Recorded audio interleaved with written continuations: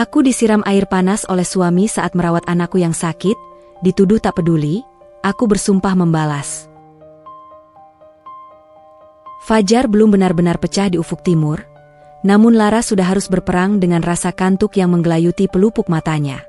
Di dalam kamar kecil yang pengap oleh bau obat-obatan dan uap minyak kayu putih, ia duduk bersimpu di samping tempat tidur kayu yang berderit. Di atasnya, Abimanyu, putra kecilnya yang baru berusia 4 tahun, terbaring dengan napas yang berbunyi pendek-pendek. Tangan mungil Abi yang panas menggenggam ujung daster Laras yang sudah pudar warnanya. Laras memeras kain kompresan dalam baskom plastik kecil, lalu dengan gerakan selembut sutra, ia meletakkannya di dahi Abi. Sabar ya, sayang. Ibu di sini. Panasnya pasti turun sebentar lagi, bisik Laras dengan suara serak yang hampir hilang. Ia sudah tidak tidur selama 2 malam, menjaga nyawa kecil itu agar tidak terenggut oleh demam yang kian beringas. Abi hanya melenguh pelan, matanya terpejam rapat, seolah-olah kelopaknya terlalu berat untuk dibuka bahkan hanya untuk melihat wajah ibunya yang kuyu. Di luar kamar, suasana rumah kontrakan yang sempit itu mendadak pecah oleh suara debuman pintu kamar utama yang dibanting dengan kasar. Laras tersentak, bahunya gemetar. Ia tahu siapa yang baru saja bangun. Reno, laki-laki yang 5 tahun lalu ia sanjung sebagai pahlawan, kini telah berubah menjadi badai yang siap menghancurkan apa saja di jalannya. Langkah kaki Reno yang berat terdengar mendekati dapur, disusul suara denting piring yang sengaja dibanting ke meja makan. Laras, kemana kamu? Jam segini kopi belum ada, sarapan tidak siap. Kamu ini niat jadi istri atau cuma mau jadi pajangan rumah? Teriak Reno dengan nada suara yang meninggi, memenuhi setiap sudut ruangan yang sempit itu. Laras menghela napas panjang, mencoba menelan pahitnya kenyataan. Ia bangkit berdiri dengan kaki yang terasa goyah, menyempatkan diri mengecup dahi Abi sekali lagi sebelum melangkah keluar kamar. Di ruang tengah, ia mendapati Reno sedang berdiri dengan tangan di pinggang, wajahnya kusut, dan matanya merah, entah karena kurang tidur atau sisa alkohol semalam. Maaf, Mas. Suara kamu jangan keras-keras. Abi baru saja bisa memejamkan mata. Dia masih sangat panas. Mas, ucap Laras dengan nada memohon yang sangat rendah. Namun, alih-alih mereda, Reno justru melangkah maju dengan tatapan yang tajam menusuk. Oh, jadi sekarang anak itu jadi alasan kamu untuk malas-malasan? Kamu tahu aku mau berangkat kerja, Laras? Aku butuh tenaga, aku butuh kopi. Kenapa kamu lebih mementingkan anak itu daripada suamimu sendiri? Laras tertegun, hatinya seperti diremas oleh tangan yang tak kasat mata. Mas, dia anakmu juga. Dia sakit parah, bukan sekadar demam biasa. Aku takut dia kejang kalau suhunya tidak turun, jawab Laras dengan air mata yang mulai menggenang. Reno tertawa sinis, tawa yang terdengar kering dan tak punya rasa empati. Halah, anak itu cuma manja karena ibunya terlalu berlebihan. Dulu aku waktu kecil tidak pernah diobati juga sembuh sendiri. Jangan sok dramatis jadi perempuan. Sekarang, buatkan aku kopi hitam, gulanya 2 sendok, dan gorengkan telur. Cepat, jangan banyak alasan lagi. Reno menghempaskan tubuhnya ke kursi kayu tua di dapur yang sudah mulai lapuk. Sambil menyalakan kompor dengan tangan gemetar, Laras teringat kembali masa-masa ketika ia pertama kali mengenal Reno. Dulu, laki-laki itu adalah sosok yang penuh perhatian, yang bersumpah akan menjaganya meski seluruh dunia menentang hubungan mereka.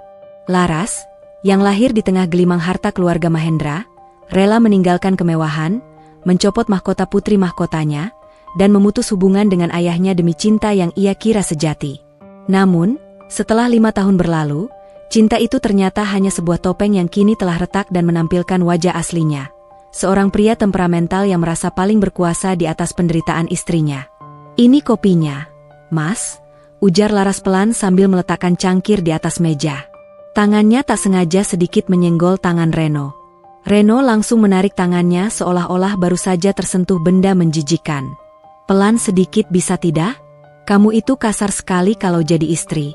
Lihat ini, kemejaku belum kamu setrika dengan rapi semalam. Apa saja yang kamu lakukan seharian? Laras menatap suaminya dengan tatapan yang sulit diartikan. Semalam aku menjaga Abi, Mas. Dia merintih terus. Aku bahkan tidak sempat duduk diam sebentar saja. Reno tidak memedulikan penjelasan itu. Ia menyeruput kopinya, lalu mendecak lidah. Kopi ini hambar, sama seperti hidupku sejak bersamamu. Kamu tahu, teman-temanku di kantor istrinya semua berdandan cantik, menyambut suami dengan senyum. Sedangkan kamu, wajahmu seperti mayat hidup, baju dastermu bau minyak kayu putih. Memalukan. Kata-kata itu menghujam jantung Laras, namun ia hanya bisa membisu. Ia tak ingin memicu pertengkaran yang lebih besar saat Abi sedang membutuhkan ketenangan. Di tengah keheningan yang menyesakan itu, tiba-tiba terdengar suara teriakan kecil dari dalam kamar. Abi terbangun dan menangis dengan nada yang sangat menyayat hati. Laras langsung bergegas menuju kamar, meninggalkan Reno yang masih merutuk di meja makan. Abi, sayang, ibu di sini. Laras memeluk tubuh kecil yang menggigil itu. Haus, Bu. Abi haus. Bisik Abi lirih. Laras mengambil gelas air putih dan membantunya minum dengan tangan yang masih gemetar. Setiap kali ia melihat wajah Abi, ia melihat pantulan dirinya sendiri yang rapuh namun berusaha keras untuk tetap tegak. Abi adalah satu-satunya alasan mengapa ia masih bertahan dalam neraka rumah tangga ini. Tak lama kemudian, Reno muncul di pintu kamar dengan wajah yang kian memerah. Berhenti menangis. Kamu ini laki-laki, Abi. Jangan cengeng seperti ibumu, bentak Reno. Abi yang ketakutan justru semakin menangis kencang dan memeluk leher Laras erat-erat. Mas, tolonglah. Dia ketakutan. Jangan dibentak, teriak Laras akhirnya kehilangan kesabaran. Reno melangkah masuk, menarik lengan Laras dengan kasar hingga Laras hampir terlepas dari pelukan Abi. Kamu berani meninggikan suara padaku? Hah? Siapa yang memberimu makan? Siapa yang memberi atap di kepalamu? Laras menepis tangan Reno dengan sisa kekuatannya. Aku juga bekerja, Mas.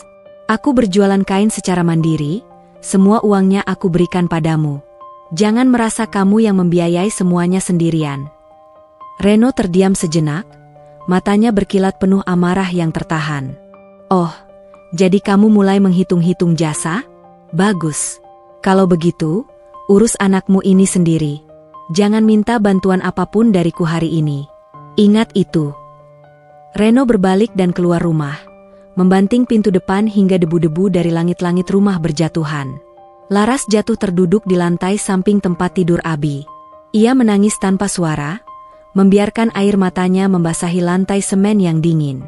Ia merasa seperti kapal yang kehilangan nahoda di tengah badai, terombang-ambing tanpa tahu harus bersandar di mana. Namun, ia tidak tahu bahwa hari ini hanyalah awal dari sebuah tragedi yang jauh lebih besar. Sebuah kejadian yang nantinya akan mengubah seluruh hidupnya dan membakar habis sisa-sisa kesabarannya hingga tak tersisa. Laras mengusap air matanya dengan kasar. Ia menatap bekas luka kecil di tangannya akibat terkena setrika minggu lalu, karena ia melamun memikirkan sikap Reno yang kian hari kian liar. Ia tahu, Reno bukan lagi laki-laki yang ia nikahi dulu. Reno telah berubah menjadi monster yang merasa memiliki hak atas seluruh hidup Laras, karena Laras telah memutus hubungan dengan keluarganya. Reno menganggap Laras tidak punya tempat untuk pergi, tidak punya pelindung, sehingga ia bisa memperlakukannya semena-mena. Aku harus kuat, Abi. Hanya ada kita berdua sekarang, gumam Laras sambil kembali mengompres dahi putranya. Di dapur, air yang ia rebus tadi masih mendidih, mengeluarkan uap yang mengepul ke langit-langit. Laras lupa mematikan kompor karena keributan tadi. Ia berjalan ke dapur untuk mematikan apinya, menatap air mendidih itu dengan perasaan hampa. Sedikitpun ia tidak menyangka bahwa air panas yang bergejolak itu nantinya akan menjadi saksi bisu dari puncak kekejaman suaminya. Laras kembali ke sisi Abi, membaringkan tubuhnya yang lelah di samping anaknya. Ia memejamkan mata sejenak, membayangkan wajah ayahnya yang dulu sangat ia banggakan. Ayah, apakah ini hukuman karena aku tidak mendengarkanmu? Batinnya pedih. Namun, di balik kerapuhan itu, sebuah benih kekuatan mulai tumbuh. Laras belum menyadari bahwa di dalam dirinya masih mengalir darah keluarga Mahendra yang pantang menyerah. Babak pertama dari penderitaannya mungkin sedang dimulai, namun ia belum tahu bahwa ia sedang berjalan menuju sebuah transformasi besar yang akan membuat siapapun yang menyakitinya berlutut memohon ampun. Pagi itu berlalu dengan kesunyian yang mencekam. Laras terus memantau napas Abi yang terdengar semakin berat. Sesekali ia membisikkan doa-doa yang ia hafal sejak kecil, berharap ada keajaiban yang menurunkan suhu tubuh anaknya. Ia tidak tahu bahwa Reno, di tempat kerjanya, sedang merencanakan sesuatu yang lebih buruk akibat ego yang terluka. Reno merasa harga dirinya sebagai kepala keluarga diinjak-injak oleh perlawanan Laras tadi pagi. Bagi Reno, istri adalah pelayan, dan anak adalah beban yang harus diam. Ketidakharmonisan ini sudah seperti api yang disiram bensin, tinggal menunggu satu percikan kecil untuk meledak menjadi kebakaran hebat yang akan menghanguskan segalanya. Laras hanya bisa memeluk Abi semakin erat, merasakan detak jantung anaknya yang lemah, seolah-olah ia sedang mencoba membagikan nyawanya sendiri agar sang putra tetap bertahan hidup di rumah yang sudah tidak lagi terasa seperti rumah. Matahari merangkak naik tepat di atas ubun-ubun, membakar atap seng kontrakan yang membuat udara di dalam kamar Abi terasa semakin pengap. Laras masih setia di sisi tempat tidur, namun kecemasannya kini telah melampaui batas kewajaran. Abi tidak lagi merintih, anak itu kini hanya diam dengan mata separuh terbuka yang tampak kosong. Setiap kali Laras mencoba memanggil namanya, Abi hanya memberikan respon berupa gerakan kelopak mata yang sangat lemah. "Abi, sayang, minum sedikit ya?" "Sedikit saja," bujuk Laras dengan suara bergetar.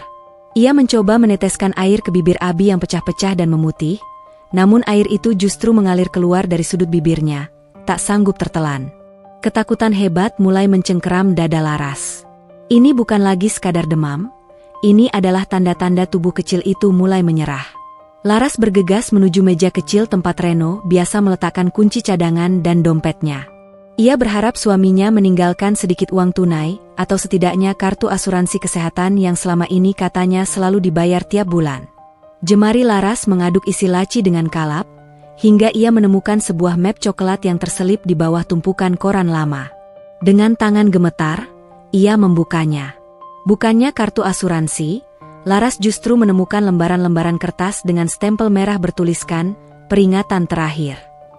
Itu adalah tagihan utang bank dan pinjaman daring atas nama Reno, dengan nominal yang membuat kepala Laras terasa berputar hebat. "Ya Tuhan, Reno, jadi selama ini uang yang aku berikan padamu tidak pernah sampai ke tabungan?" gumamnya tak percaya. Ia teringat bagaimana ia bekerja lembur hingga matanya merah demi mengirimkan setiap rupiah hasil penjualan kainnya ke rekening suaminya, percaya sepenuhnya pada janji Reno bahwa mereka sedang menabung untuk uang muka rumah sendiri agar bisa keluar dari kontrakan kumuh ini. Ternyata, semuanya habis ditelan meja judi dan gaya hidup Reno yang sok berkuasa di luar sana.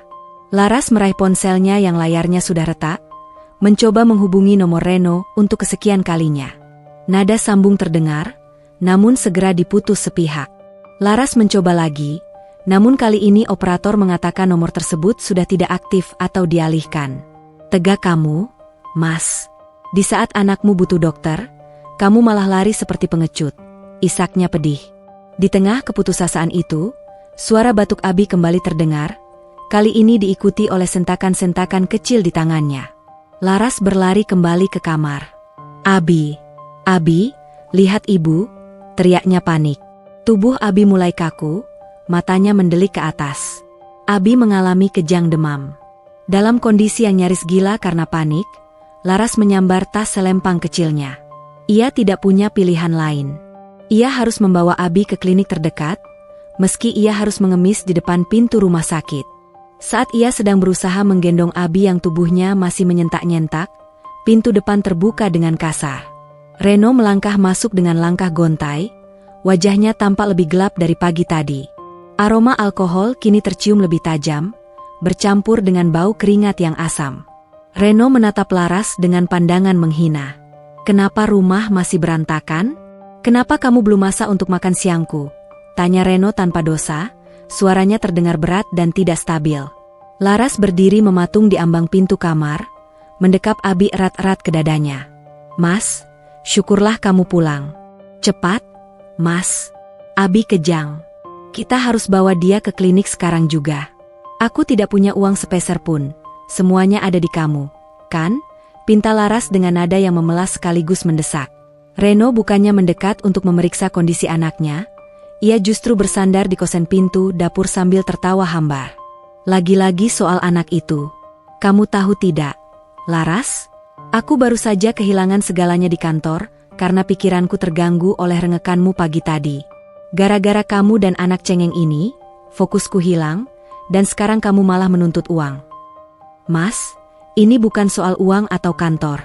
Ini soal nyawa Abi, teriak Laras, keberaniannya muncul dari naluri seorang ibu. Aku menemukan surat utang itu, Mas. Aku tahu kamu membohongiku selama bertahun-tahun. Kemana uangku? Kemana tabungan untuk masa depan Abi? Kamu habiskan untuk apa? Pertanyaan Laras itu seolah-olah menyulut sumbu ledak di kepala Reno. Laki-laki itu benci jika rahasianya terbongkar, apalagi oleh wanita yang ia anggap sudah tidak memiliki siapa-siapa lagi di dunia ini. Reno melangkah maju, mendekatkan wajahnya ke wajah Laras, hingga Laras bisa merasakan hembusan napasnya yang busuk. Dengar ya, perempuan tidak berguna. Uang itu milikku karena kamu adalah istriku. Apapun yang kamu hasilkan adalah hakku untuk mengelolanya. Dan berhenti memfitnahku soal utang. Itu urusanku, bukan urusanmu. Laras mundur perlahan, mencoba menjauhkan Abi dari jangkauan Reno yang mulai tidak terkendali. Aku mau pergi sekarang. Minggir, Mas. Aku akan membawa Abi ke dokter, entah bagaimana caranya. Reno justru merentangkan tangannya, menghalangi jalan keluar. Tidak ada yang pergi dari rumah ini sebelum aku makan. Kamu pikir aku ini apa? Pembantu yang bisa kamu abaikan begitu saja? Kamu lebih peduli pada anak yang kerjaannya cuma tidur dan sakit daripada pada suamimu yang sudah banting tulang. Reno mulai berteriak, suaranya menggelegar membuat Abi yang dalam kondisi setengah sadar merintih ketakutan. Kamu tidak banting tulang, Reno. Kamu banting harga dirimu di meja judi, sahut Laras lantang. Plak! Sebuah tamparan keras mendarat di pipi Laras, membuat kepalanya terhentak ke samping. Laras meringis, namun ia tidak melepaskan dekapannya pada Abi. Berani kamu bicara begitu padaku? Desis Reno dengan mata yang berkilat penuh kebencian. Kamu itu cuma sampah yang aku pungut dari jalanan setelah kamu dibuang oleh keluargamu sendiri. Tanpa aku, kamu itu bukan siapa-siapa. Jangan pernah merasa hebat hanya karena kamu bisa menghasilkan sedikit uang dari kain-kain busukmu itu. Laras menatap Reno dengan tatapan yang sudah tidak lagi mengandung cinta, hanya ada kemuakan yang mendalam. Kamu benar, Reno. Aku salah karena pernah memilihmu. Tapi hari ini, aku tidak akan membiarkanmu menyakiti Abi lagi. Laras mencoba menerobos lewat celah di bawah lengan Reno, namun Reno dengan sigap menjambak rambut Laras dari belakang. Mau kemana kamu? Aku belum selesai bicara. Laras memeki kesakitan, namun tangannya tetap mengunci tubuh Abi agar tidak terjatuh. Lepas, Mas. Sakit. Di tengah pergulatan itu, Laras tidak menyadari bahwa mereka telah bergeser ke area dapur yang sempit. Di atas kompor, panci berisi air yang tadi ia siapkan untuk mengompres Abi masih berada di sana. Kini uapnya mengepul hebat karena api yang terus menyala sejak tadi. Reno, dalam puncak kegilaannya dan pengaruh alkohol yang mengaburkan akal sehatnya, melihat panci itu sebagai senjata untuk membungkam istrinya. Kamu merasa paling hebat karena jadi ibu, kan? Kamu merasa paling suci karena merawat anak ini dan mengabaikan aku?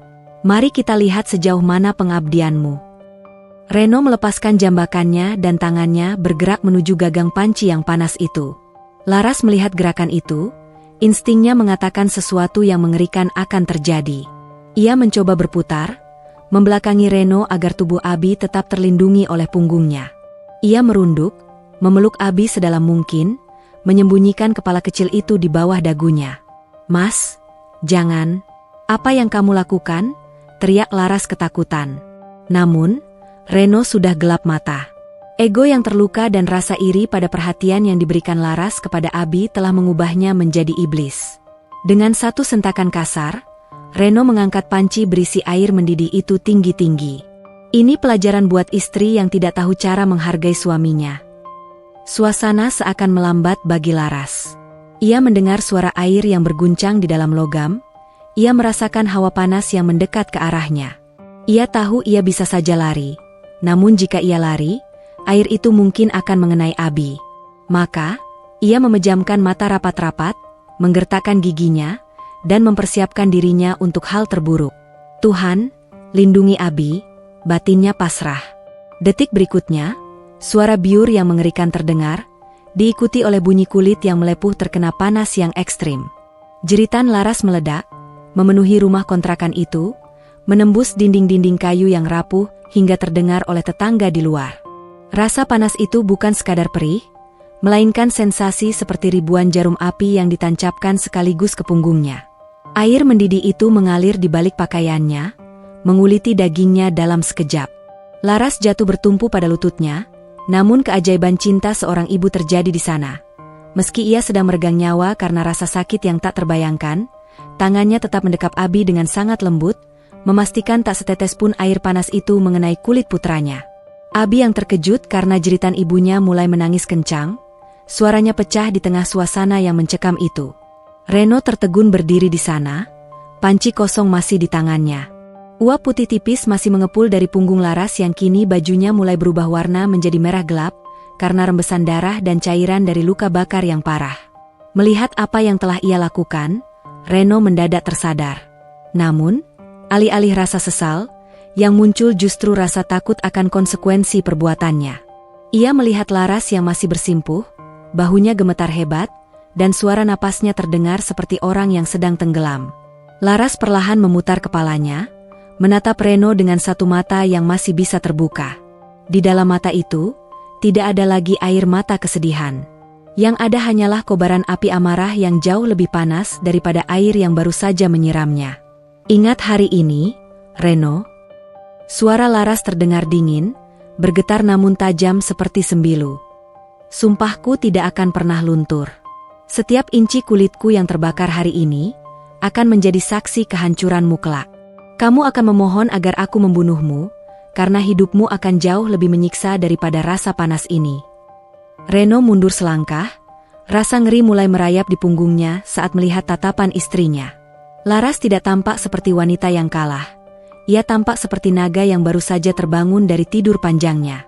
Tanpa berkata apa-apa lagi, Reno melempar panci itu ke lantai dan lari keluar rumah, meninggalkan istri dan anaknya dalam kondisi yang sangat kritis. Di dalam keheningan yang menyakitkan itu, Laras hanya berbisik pelan pada Abi yang masih menangis. Diam ya, sayang.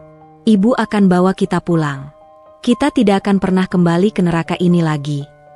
Laras merangkak menuju meja, meraih ponselnya yang tergeletak, dan dengan jari-jari yang melepuh, ia menekan sebuah nomor yang selama 5 tahun ini ia anggap sebagai kenangan pahit. Nomor kediaman utama keluarga Mahendra. Paman, ini Laras. Tolong aku. Lantai semen yang dingin itu kini terasa seperti bara api bagi Laras. Rasa panas di punggungnya bukan lagi sekadar perih, melainkan sebuah denyutan yang seolah-olah ingin mencabut nyawanya dari raga. Namun, setiap kali kesadarannya hampir meredup, jeritan Abi yang berada di pelukannya menjadi pemantik yang memaksanya untuk tetap terjaga. Laras merayap dengan sisa tenaga, meninggalkan jejak air dan rembesan luka di lantai. Ponsel di tangannya terasa sangat berat. Namun ia berhasil menekan tombol panggil pada kontak yang telah bertahun-tahun ia bisukan. Halo? Paman, ini Laras. Gang kenangan nomor 14. Tolong. Suaranya menghilang, tenggelam dalam isak tangis yang tertahan sebelum panggilan itu terputus. Di seberang sana, di sebuah kediaman megah yang dikelilingi taman mawar, Paman Hardi, tangan kanan ayah Laras, terpaku. Ia segera memerintahkan tim medis pribadi dan pengawal terbaik untuk meluncur. Selama 5 tahun, keluarga Mahendra hanya memantau Laras dari jauh atas perintah sang ayah yang terlanjur kecewa. Namun hari ini, perintah itu berubah menjadi operasi penyelamatan darurat. Cepat, jika terjadi sesuatu pada Nona Laras, kalian semua tahu konsekuensinya. Teriak Paman Hardi sambil masuk ke dalam mobil hitam yang menderu membelah jalanan kota. Sementara itu, di dalam kontrakan yang sunyi, Laras mencoba mempertahankan kesadarannya. Abi kini hanya merintih kecil, tubuhnya masih panas namun tidak lagi kejang. Laras menyandarkan punggungnya yang melepuh pada dinding yang dingin, meski rasa sakitnya justru semakin menggigit saat kulitnya yang terbuka bersentuhan dengan semen. Tahan ya, nak, sebentar lagi Paman datang. Kita akan pergi dari sini, bisiknya dengan bibir yang memutih. Matanya menatap ke arah pintu depan yang terbuka lebar, tempat Reno berlari tadi. Ia merasa jiwanya yang lembut telah ikut terbang bersama uap air panas tadi, menyisakan sebuah tekad yang sekeras baja.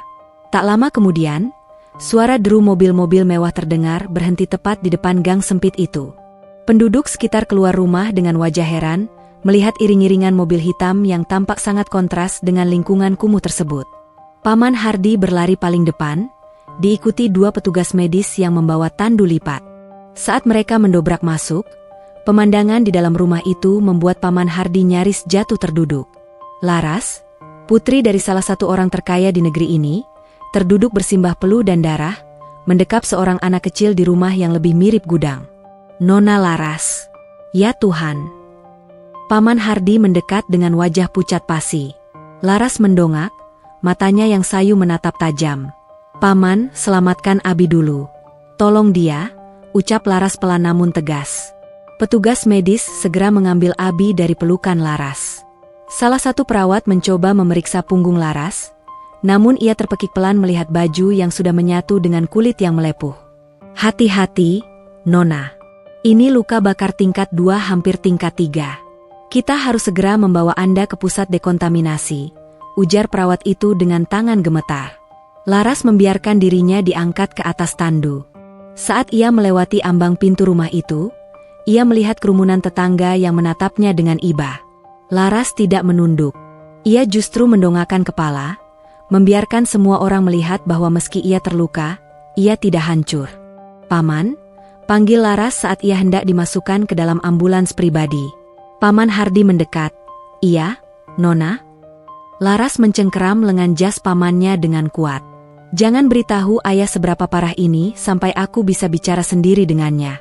Dan satu lagi, rumah ini, bakar semua isinya setelah polisi mengambil bukti. Aku tidak ingin satupun jejak hidupku dengan laki-laki itu tersisa. Paman Hardi mengangguk dengan tatapan penuh dendam yang sama. Segalanya akan diurus. Nona, polisi sudah dalam perjalanan untuk melacak keberadaan Reno. Dia tidak akan bisa lari jauh. Ambulans itu pun melesat, membelah kemacetan dengan sirene yang meraung-raung, membawa Laras dan Abi menuju sebuah rumah sakit yang seluruh lantainya telah dikosongkan hanya untuk mereka. Di dalam ruang perawatan intensif, Laras harus menjalani prosedur pembersihan luka yang sangat menyakitkan. Setiap kali cairan antiseptik menyentuh saraf-sarafnya yang terbuka, ia menggigit bibirnya hingga berdarah agar tidak berteriak.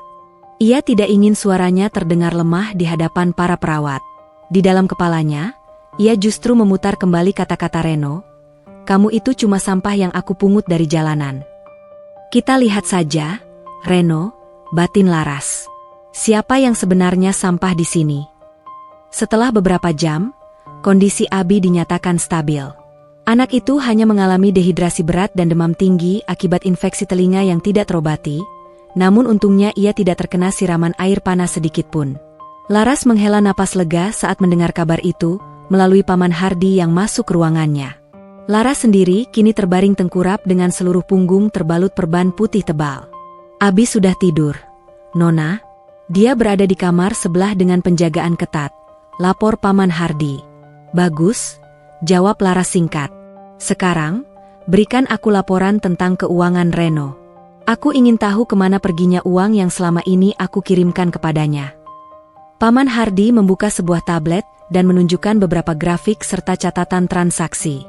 Sesuai dugaan Anda, Nona, Reno terlibat dalam jaringan judi bola online. Dia memiliki utang hampir 2 miliar rupiah. Sebagian besar uang yang Anda berikan digunakan untuk membayar bunga utangnya, sementara pokoknya terus membengkak. Dia juga sering mentransfer sejumlah uang ke seorang wanita di luar kota. Laras tertawa kecil, tawa yang terdengar sangat dingin hingga membuat Paman Hardi bergidik. Wanita lain? Jadi selain penjudi dan penyiksa, dia juga pengkhianat. Sempurna. Itu akan membuat rencanaku menjadi lebih mudah. Laras kemudian menatap langit-langit ruangan yang putih bersih. Paman, aku ingin semua akses kehidupannya diputus secara perlahan. Jangan langsung ditangkap. Aku ingin dia merasakan bagaimana rasanya menjadi tikus yang terjepit di lubang sempit, lapar, dan tidak punya tempat untuk lari. Biarkan dia mengira aku sudah mati atau cacat permanen sehingga tidak bisa menuntutnya. Tapi Tuan Besar sangat marah. Nona, ayah Anda ingin Reno segera membusuk di penjara, ujar Paman Hardi ragu. Laras menggeleng pelan, meski gerakan itu membuat punggungnya berdenyut. Katakan pada ayah, ini adalah urusanku. Aku ingin menghancurkan mentalnya sebelum menghancurkan fisiknya. Aku ingin dia melihatku di puncak kejayaan, tepat saat dia berada di titik terendah. Itu adalah pembalasan yang paling manis. Malam itu, di sebuah hotel melati yang kumuh di pinggiran kota, Reno duduk gemetar di pojok tempat tidur. Ia terus memandangi tangannya yang tadi memegang panci. Bayangan wajah Laras yang tersiram air panas terus menghantuinya. Bukan karena rasa bersalah, melainkan karena rasa takut jika polisi datang menjemputnya. Dia tidak punya siapa-siapa. Dia tidak akan berani lapor. Gumam Reno mencoba menenangkan dirinya sendiri. Paling-paling dia pulang ke desa atau menangis di rumah sakit umum. Aku hanya perlu menghilang beberapa hari sampai dia tenang. Reno tidak menyadari bahwa di luar hotel, dua pria bersetelan gelap sudah mengawasi setiap gerak-geriknya, menunggu instruksi selanjutnya dari sang pewaris Mahendra yang kini sedang mengasah belatinya dalam diam. Laras memejamkan mata, membiarkan kegelapan malam membawanya pada mimpi-mimpi tentang masa depan. Luka di punggungnya mungkin akan meninggalkan bekas. Namun bekas itu akan ia jadikan pengingat bahwa ia pernah berada di neraka dan berhasil merangkak keluar sebagai pemenang. Mulai besok, bisik Laras sebelum jatuh tertidur, Laras yang lemah sudah tidak ada lagi. Yang tersisa hanyalah badai yang akan menghapus namamu dari muka bumi, Reno. Laras terbangun saat fajar menyingsing. Namun bukan lagi oleh bau apek kontrakan, melainkan aroma antiseptik yang tajam dan keharuman bunga lili putih yang diletakkan di atas nakas rumah sakit. Punggungnya masih terasa kaku, seperti ada lapisan semen panas yang menempel di sana, tetapi rasa sakit itu kini ia nikmati sebagai bahan bakar dendam. Di kursi samping tempat tidurnya, berdiri seorang pria berambut perak dengan setelan jas yang sangat rapi. Ayahnya, Baskoro Mahendra, menatapnya dengan raut wajah yang merupakan campuran antara duka yang mendalam dan amarah yang siap meledak. Lihat apa yang dilakukan laki-laki itu padamu, Laras. Ayah sudah bilang sejak awal, berlian tidak seharusnya diletakkan di kubangan lumpur. Suara Baskoro berat dan bergetar. Laras mencoba mengubah posisinya sedikit, meringis kecil saat perban di punggungnya tertarik. Jangan salahkan berliannya, ayah. Salahkan aku yang mengira lumpur itu bisa berubah menjadi tanah yang subur. Tapi sekarang aku sudah bangun. Lumpurnya akan aku keringkan sampai pecah-pecah. Jawab Laras dengan suara yang tenang namun dingin, seolah es baru saja membeku di dalam tenggorokannya. Baskoro menghela napas, ia mendekat dan mengusap tangan putrinya. Paman Hardi sudah menceritakan semuanya. Reno sedang bersembunyi di hotel kelas 3. Ayah bisa membuat dia menghilang dalam semalam jika kamu mau. Laras menggeleng pelan, sebuah senyum tipis yang mengerikan tersungging di bibirnya. Jangan, ayah. Itu terlalu mudah bagi dia. Mati itu gratis, tapi hidup dalam kehinaan itu mahal harganya. Aku ingin dia membayar setiap rupiah yang dia curi dariku, setiap tetes air mata Abi, dan setiap inci kulitku yang terkelupas. Aku punya rencana yang lebih cantik. Biarkan dia tetap merasa bahwa aku adalah pihak yang kalah untuk sementara waktu. Baskoro menatap mata putrinya dan menemukan bayangan dirinya sendiri di sana. Seorang pengusaha yang tak kenal ampun jika dikhianati. Apa yang kamu butuhkan? Tanya Baskoro singkat. Pertama, pastikan Abi mendapatkan perawatan terbaik tanpa ada nama Mahendra yang bocor ke publik. Kedua, aku ingin semua akses keuangannya diputus. Tapi biarkan dia memegang sedikit uang tunai agar dia punya harapan palsu. Dan terakhir, aku ingin bertemu dengan pengacara paling tajam yang kita miliki.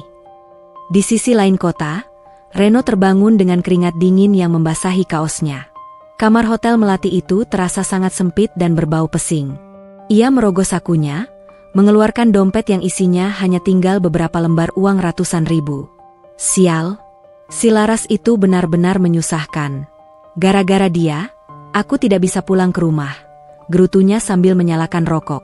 Ia mencoba membuka aplikasi perbankan di ponselnya, namun sebuah pesan kesalahan muncul, akun dibekukan. Silakan hubungi cabang terdekat. Wajah Reno memucat. Apa-apaan ini? Bagaimana mungkin akunku dibekukan? Apa Bang tahu soal utang-utang itu? Ia mencoba menelepon rekannya di kantor, namun panggilannya langsung ditolak. Sesaat kemudian, sebuah pesan singkat masuk dari atasannya. Reno, surat pemecatanmu sudah dikirim ke alamat rumahmu. Jangan berani-berani menginjakan kaki di kantor lagi setelah kasus penggelapan dana yang kami temukan pagi ini. Reno melempar ponselnya ke dinding hingga retak. Penggelapan? Aku hanya memakai sedikit, dan itu pun pasti karena Laras yang tidak becus mengatur uang. Teriaknya pada dinding kosong. Ketakutan mulai merayap seperti ribuan ulat di kulitnya. Ia merasa dunia seolah-olah sedang menyusut, menjepitnya dari segala arah. Ia memutuskan untuk keluar mencari makan, namun saat melewati lobi, ia melihat dua orang pria berbadan tegap dengan kacamata hitam sedang berbicara dengan resepsionis sambil menunjukkan foto dirinya. Reno segera berbalik dan lari lewat pintu belakang, jantungnya berdegup seperti genderang perang. Dia lapor polisi. Perempuan sialan itu benar-benar melapor. Pikirnya kalap. Laras, yang sedang memantau pergerakan Reno melalui laporan GPS dari tim Paman Hardi, hanya menyesap teh hangatnya di kamar rumah sakit. Abi sudah mulai bisa duduk di ranjang sebelah, meski wajahnya masih agak pucat. "Ibu, kenapa punggung ibu dibungkus seperti kado?" tanya Abi polos dengan suara kecilnya yang menggemaskan. Laras menoleh, tatapannya melembut seketika. "Karena di dalam sini ada kekuatan baru. Sayang, ibu sedang berubah menjadi pahlawan untuk Abi. Nanti kalau sudah selesai, kita akan tinggal di rumah yang sangat besar, ya?" Abi mengangguk riang. Rumah yang ada kolam ikannya, Bu, dan tidak ada ayah yang marah-marah. Laras terdiam sejenak, dadanya terasa sesak mendengar permintaan sederhana anaknya. "Iya, sayang, tidak akan ada lagi orang yang marah-marah. Hanya ada kebahagiaan." Paman Hardi masuk ruangan dengan tergesa-gesa. "Nona, ada perkembangan menarik." Reno mencoba menghubungi wanita simpanannya, Sinta. Dia meminta Sinta untuk menampungnya di luar kota. Tampaknya dia akan mencoba melarikan diri sore ini menggunakan bus antar kota. Laras meletakkan cangkir tehnya dengan denting yang tajam. "Biarkan dia pergi ke Sinta. Aku ingin dia merasa punya tempat berlindung, lalu aku akan menghancurkan perlindungan itu tepat di depan matanya. Berikan Sinta hadiah kecil agar dia bersedia bekerja sama dengan kita. Katakan padanya, jika dia membantu kita, semua utang kartu kreditnya akan dianggap lunas dan dia akan mendapatkan tiket keluar dari masalah ini." "Anda sangat cerdik, Nona. Sinta adalah tipe wanita yang hanya setia pada saldo rekening," puji Paman Hardi. Laras tersenyum pahit. "Aku belajar dari ahlinya, Paman. Reno mengajariku bahwa kesetiaan adalah barang dagangan di dunia ini. Sekarang, panggilkan tim medis. Aku ingin perban ini diganti. Aku harus terbiasa melihat luka ini agar aku tidak pernah lupa pada tujuanku." Saat perban dibuka, Laras menatap pantulan punggungnya di cermin besar yang dibawa perawat. Kulitnya yang dulu mulus kini memerah dan melepuh, membentuk pola yang mengerikan. Air mata hampir jatuh, namun Laras segera menghapusnya. "Jangan menangis, Laras. Ini bukan tanda kelemahan. Ini adalah peta menuju kemenanganmu," bisiknya pada diri sendiri. Sore harinya, Reno tiba di rumah Sinta dengan napas terengah-engah. Rumah itu terletak di pinggiran kota yang agak terpencil. Sinta menyambutnya dengan wajah yang sulit dibaca. "Reno, kenapa kamu berantakan sekali? Katanya kamu orang sukses di kantor?" tanya Sinta sambil melipat tangan di dada. Reno masuk tanpa permisi dan langsung menenggak air putih di meja. "Aku sedang dijebak, Sinta. Istriku itu gila. Dia mencoba menghancurkan hidupku. Aku butuh tempat tinggal sementara. Aku punya uang sedikit, kita bisa pakai ini dulu." Reno menyodorkan sisa uang di dompetnya. Sinta menatap uang itu dengan pandangan meremehkan, namun ia teringat telepon dari seorang pria misterius pagi tadi yang menjanjikan kemewahan jika ia mengikuti skenario. "Ya sudah, masuklah. Tapi jangan lama-lama, ya. Aku tidak mau berurusan dengan polisi." Reno merasa sedikit lega. Ia tidak tahu bahwa di balik lemari pajangan Sinta, sebuah kamera kecil sedang merekam setiap gerak-geriknya. Ia juga tidak tahu bahwa Laras sedang menonton siaran langsung itu dari kenyamanan ranjang rumah sakitnya. "Nikmati malam terakhirmu sebagai orang bebas, Reno," gumam Laras sambil membelai rambut Abi yang sudah tertidur pulas. "Besok, kamu akan menyadari bahwa air panas yang kamu siramkan padaku hanyalah percikan kecil dibandingkan dengan lahar panas yang akan aku tumpahkan di atas hidupmu. Laras kemudian menelepon ayahnya. Ayah, besok aku ingin keluar dari rumah sakit. Aku tidak butuh kesembuhan total untuk mulai bekerja. Aku ingin duduk di kantor pusat Mahendra Group. Ada satu perusahaan properti kecil yang sedang Reno incar untuk investasinya yang macet. Kan? Aku ingin membeli perusahaan itu besok pagi. Baskoro di ujung telepon terdengar bangga. Semuanya sudah siap, Laras. Besok pagi, kamu akan terlahir kembali bukan sebagai korban, melainkan sebagai pemangsa. Laras menutup telepon, matanya berkilat di kegelapan kamar. Sumpahnya di atas luka bukan sekadar gertakan. Itu adalah sebuah nubuat tentang kehancuran seorang pria yang berani menyentuh api namun tak sanggup menanggung bakarnya. Pagi menyapa dengan kabut tipis yang menyelimuti kota, seolah ingin menyembunyikan drama yang sedang tersusun rapi di balik dinding-dinding kaca gedung pencakar langit. Laras berdiri di depan cermin besar ruang perawatan VIP, menatap pantulan dirinya yang mengenakan kemeja sutra berwarna hitam pekat. Warna itu dipilihnya bukan untuk berkabung, melainkan untuk melambangkan kekuasaan yang sempat ia kubur dalam-dalam. Di balik kain mahal itu, punggungnya masih terbalut kain kasa medis yang tipis, memberikan rasa perih yang konstan setiap kali ia bergerak. Namun, rasa sakit itu justru menjadi pengingat yang paling efektif agar fokusnya tidak goyah sedikitpun. Nona, mobil sudah siap di lobi bawah. Abi juga sudah dalam pengawasan tim suster di rumah utama Tuan Besar, lapor Paman Hardi yang masuk dengan langkah tak terdengar. Laras mengangguk, lalu meraih kacamata hitamnya. Ayo kita berangkat, Paman. Hari ini ada tikus yang harus kita giring masuk ke dalam perangkap yang lebih mewah. Laras melangkah keluar, langkah kakinya yang tegas berbunyi ketukan ritmis di lantai rumah sakit, seolah mengumumkan bahwa masa persembunyian sang putri mahkota telah berakhir.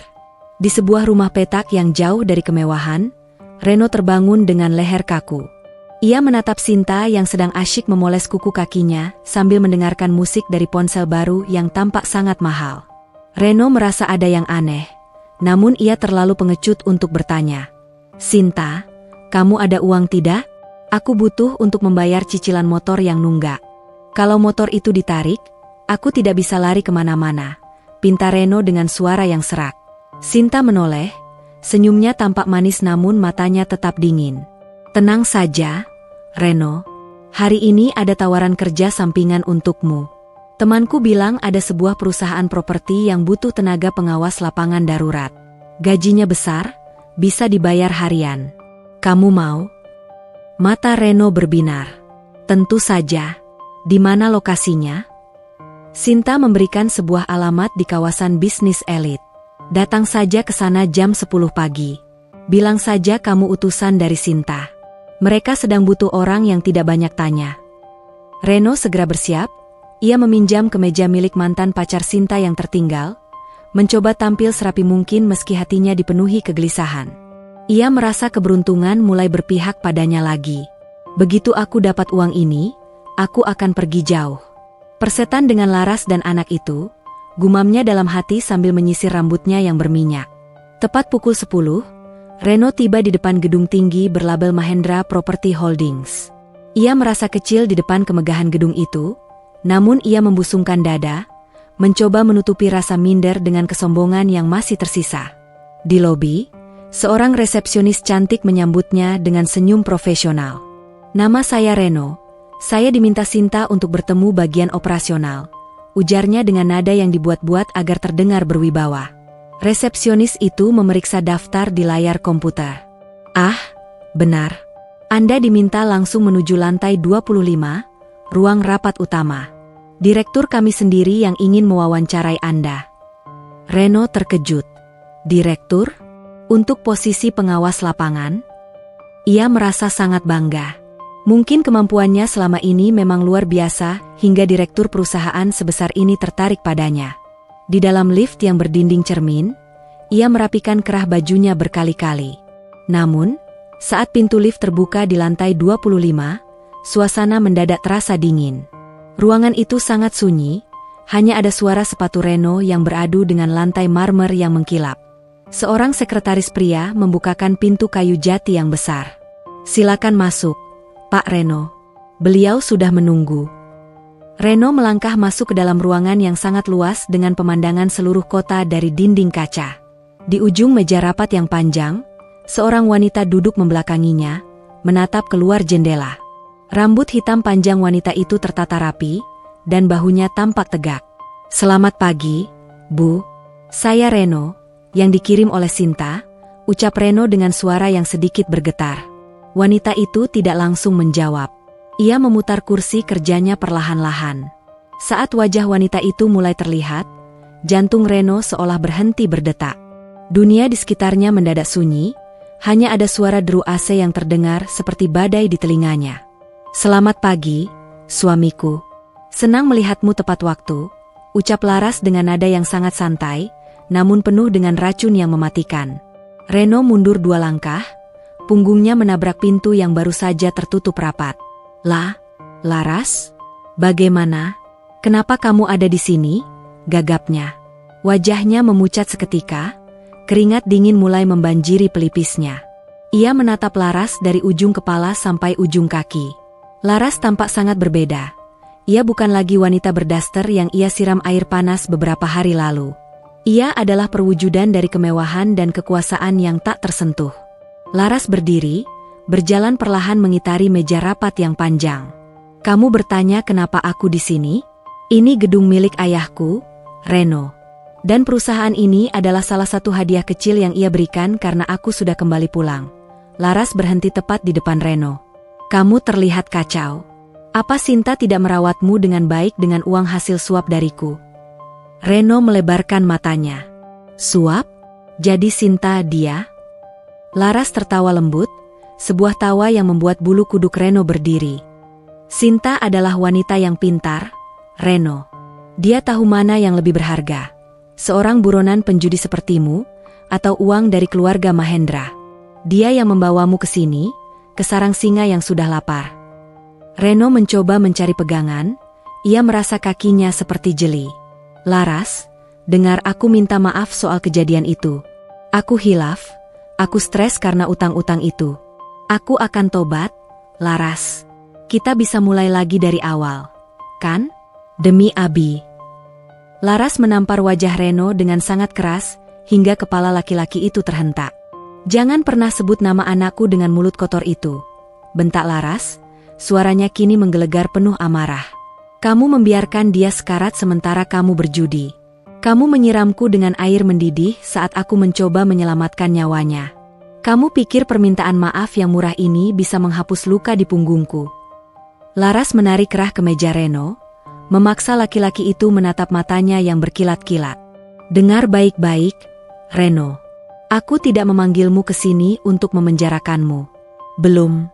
Itu terlalu membosankan. Aku memanggilmu ke sini karena aku ingin kamu tahu bahwa mulai detik ini, hidupmu adalah milikku. Kamu tidak akan bisa mendapatkan pekerjaan dimanapun di negara ini. Kamu tidak akan punya 1 rupiah pun di kantongmu tanpa seizinku. Dan Sinta?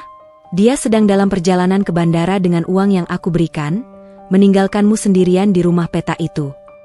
Reno jatuh bertumpu pada lututnya, ia mulai terisak secara dramatis, mencoba memelas. "Laras, tolong ampuni aku. Aku akan jadi budakmu, aku akan melakukan apa saja." Laras menatapnya dengan rasa muak yang tak terhingga. "Budak? Aku tidak butuh budak yang tidak berguna sepertimu, Paman Hardi." Pintu terbuka, dan Paman Hardi masuk bersama 2 orang polisi. Namun, Laras mengangkat tangannya. "Tunggu dulu, Paman. Berikan dia surat ini." Paman Hardi menyerahkan selembar kertas resmi. Itu adalah surat gugatan cerai dan hak asuh penuh atas Abi. Dan di bawahnya, ada rincian utang-utangmu yang sudah aku ambil alih dari para lintah darat itu. Sekarang, kaulah yang berutang padaku, Reno. Reno membaca kertas itu dengan tangan gemetar. 2 miliar, bagaimana aku bisa membayarnya? Laras tersenyum penuh kemenangan. Kamu akan membayarnya dengan setiap detik sisa hidupmu dalam kemiskinan. Sekarang, silakan pergi. Polisi akan mengantarmu kembali ke rumah Sinta. Yang omong-omong, sudah aku sita karena Sinta tidak membayar pajaknya. Kamu akan tinggal di sana dalam pengawasanku sampai proses pengadilan dimulai. Reno diseret keluar oleh para petugas. Ia berteriak-teriak meminta ampun. Namun suaranya hanya memantul di dinding gedung yang dingin.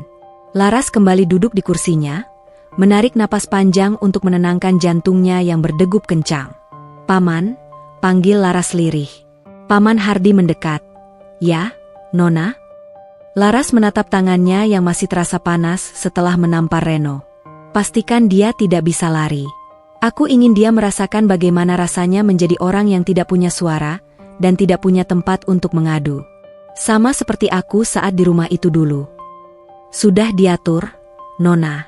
Semua pintu sudah tertutup untuknya," jawab Paman Hardi dengan patuh. Laras menatap keluar jendela, ke arah cakrawala yang luas. Babak pertama pembalasannya telah selesai, namun ia tahu ini baru permulaan. Ia telah menghancurkan martabat Reno, namun ia belum menghancurkan jiwanya.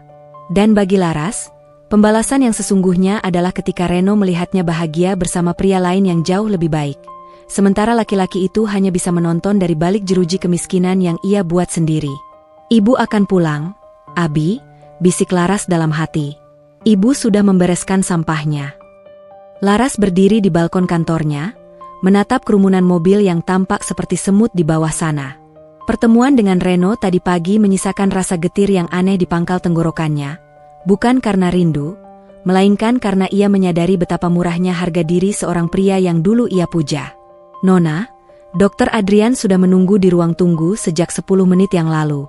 Beliau ingin memeriksa perkembangan luka di punggung Anda."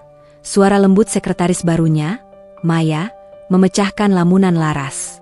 Laras membalikkan badan, merapikan sedikit kerutan di dahi, lalu tersenyum. "Suruh dia masuk, Maya." Pintu terbuka, dan seorang pria muda dengan jas putih yang disampirkan di lengan masuk dengan langkah santai. Adrian bukan sekadar dokter. Ia adalah pria yang merawat Abi di saat-saat paling kritis di rumah sakit keluarga Mahendra. "Anda masih berdiri terlalu lama, Laras.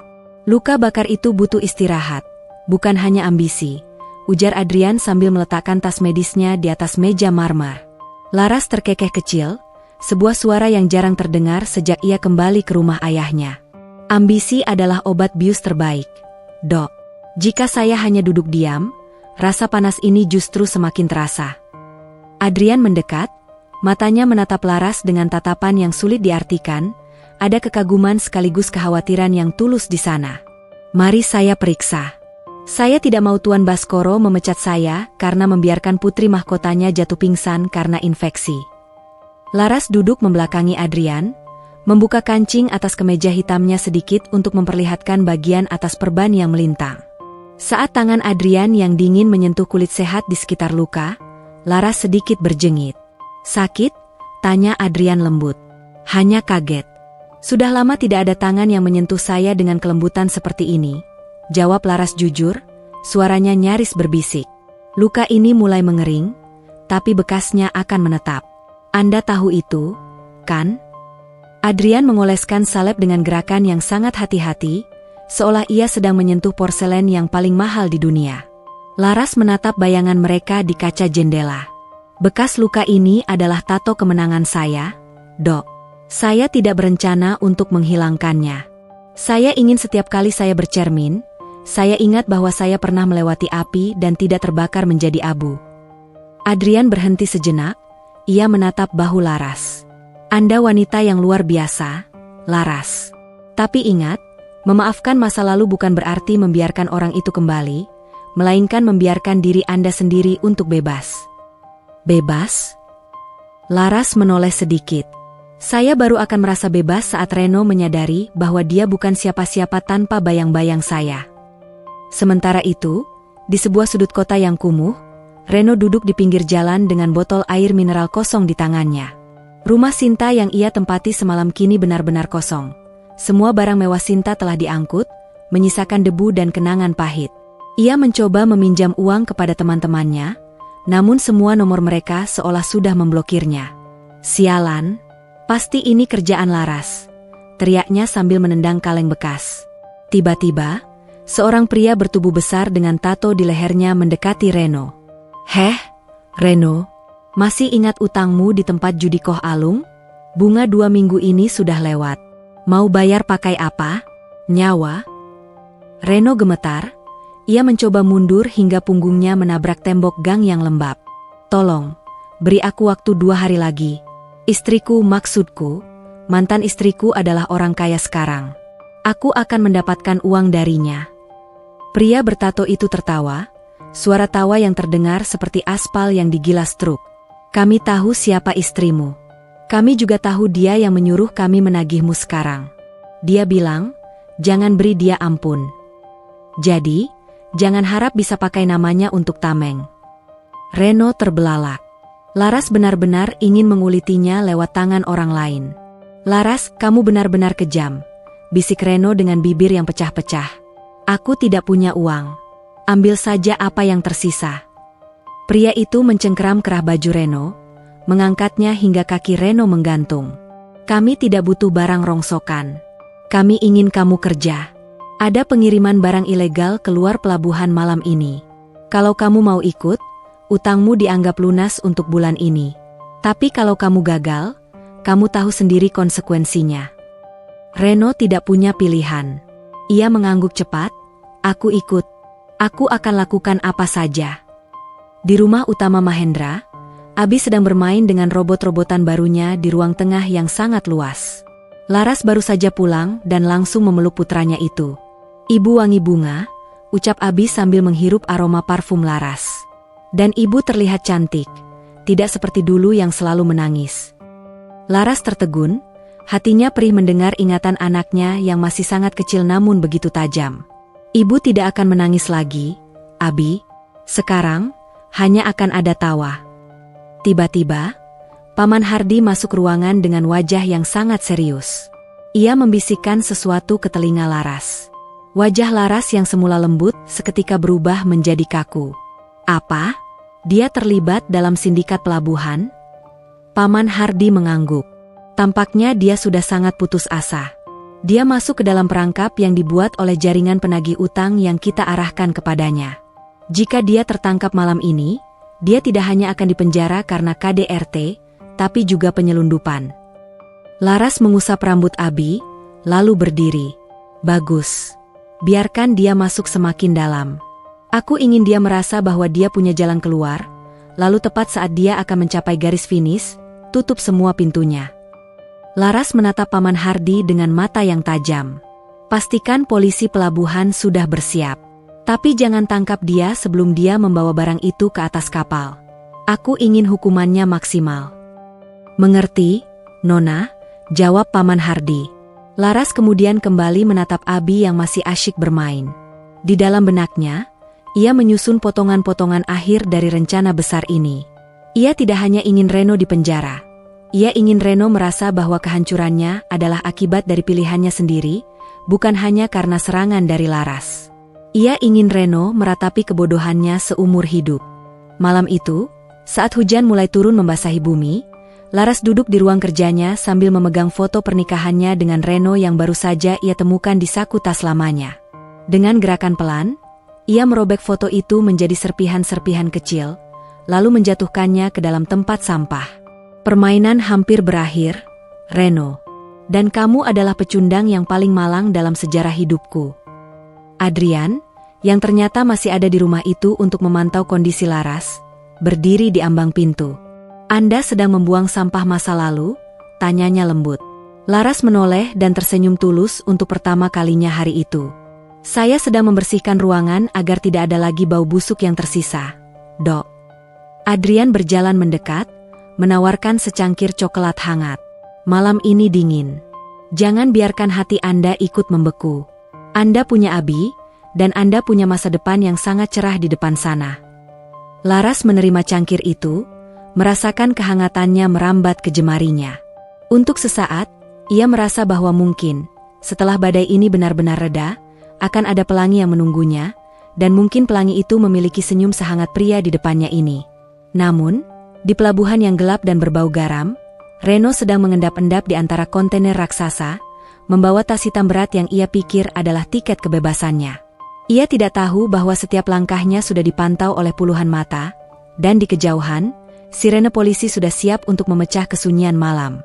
Angin pelabuhan malam itu terasa seperti sembilu yang menyayat kulit. Bau solar yang pekat bercampur dengan uap garam laut memenuhi paru-paru Reno yang terengah-engah. Di bawah cahaya lampu merkuri yang remang dan berkedip, Reno memeluk tas hitam besar itu seolah benda itu adalah bongkahan emas yang mampu menebus seluruh dosanya.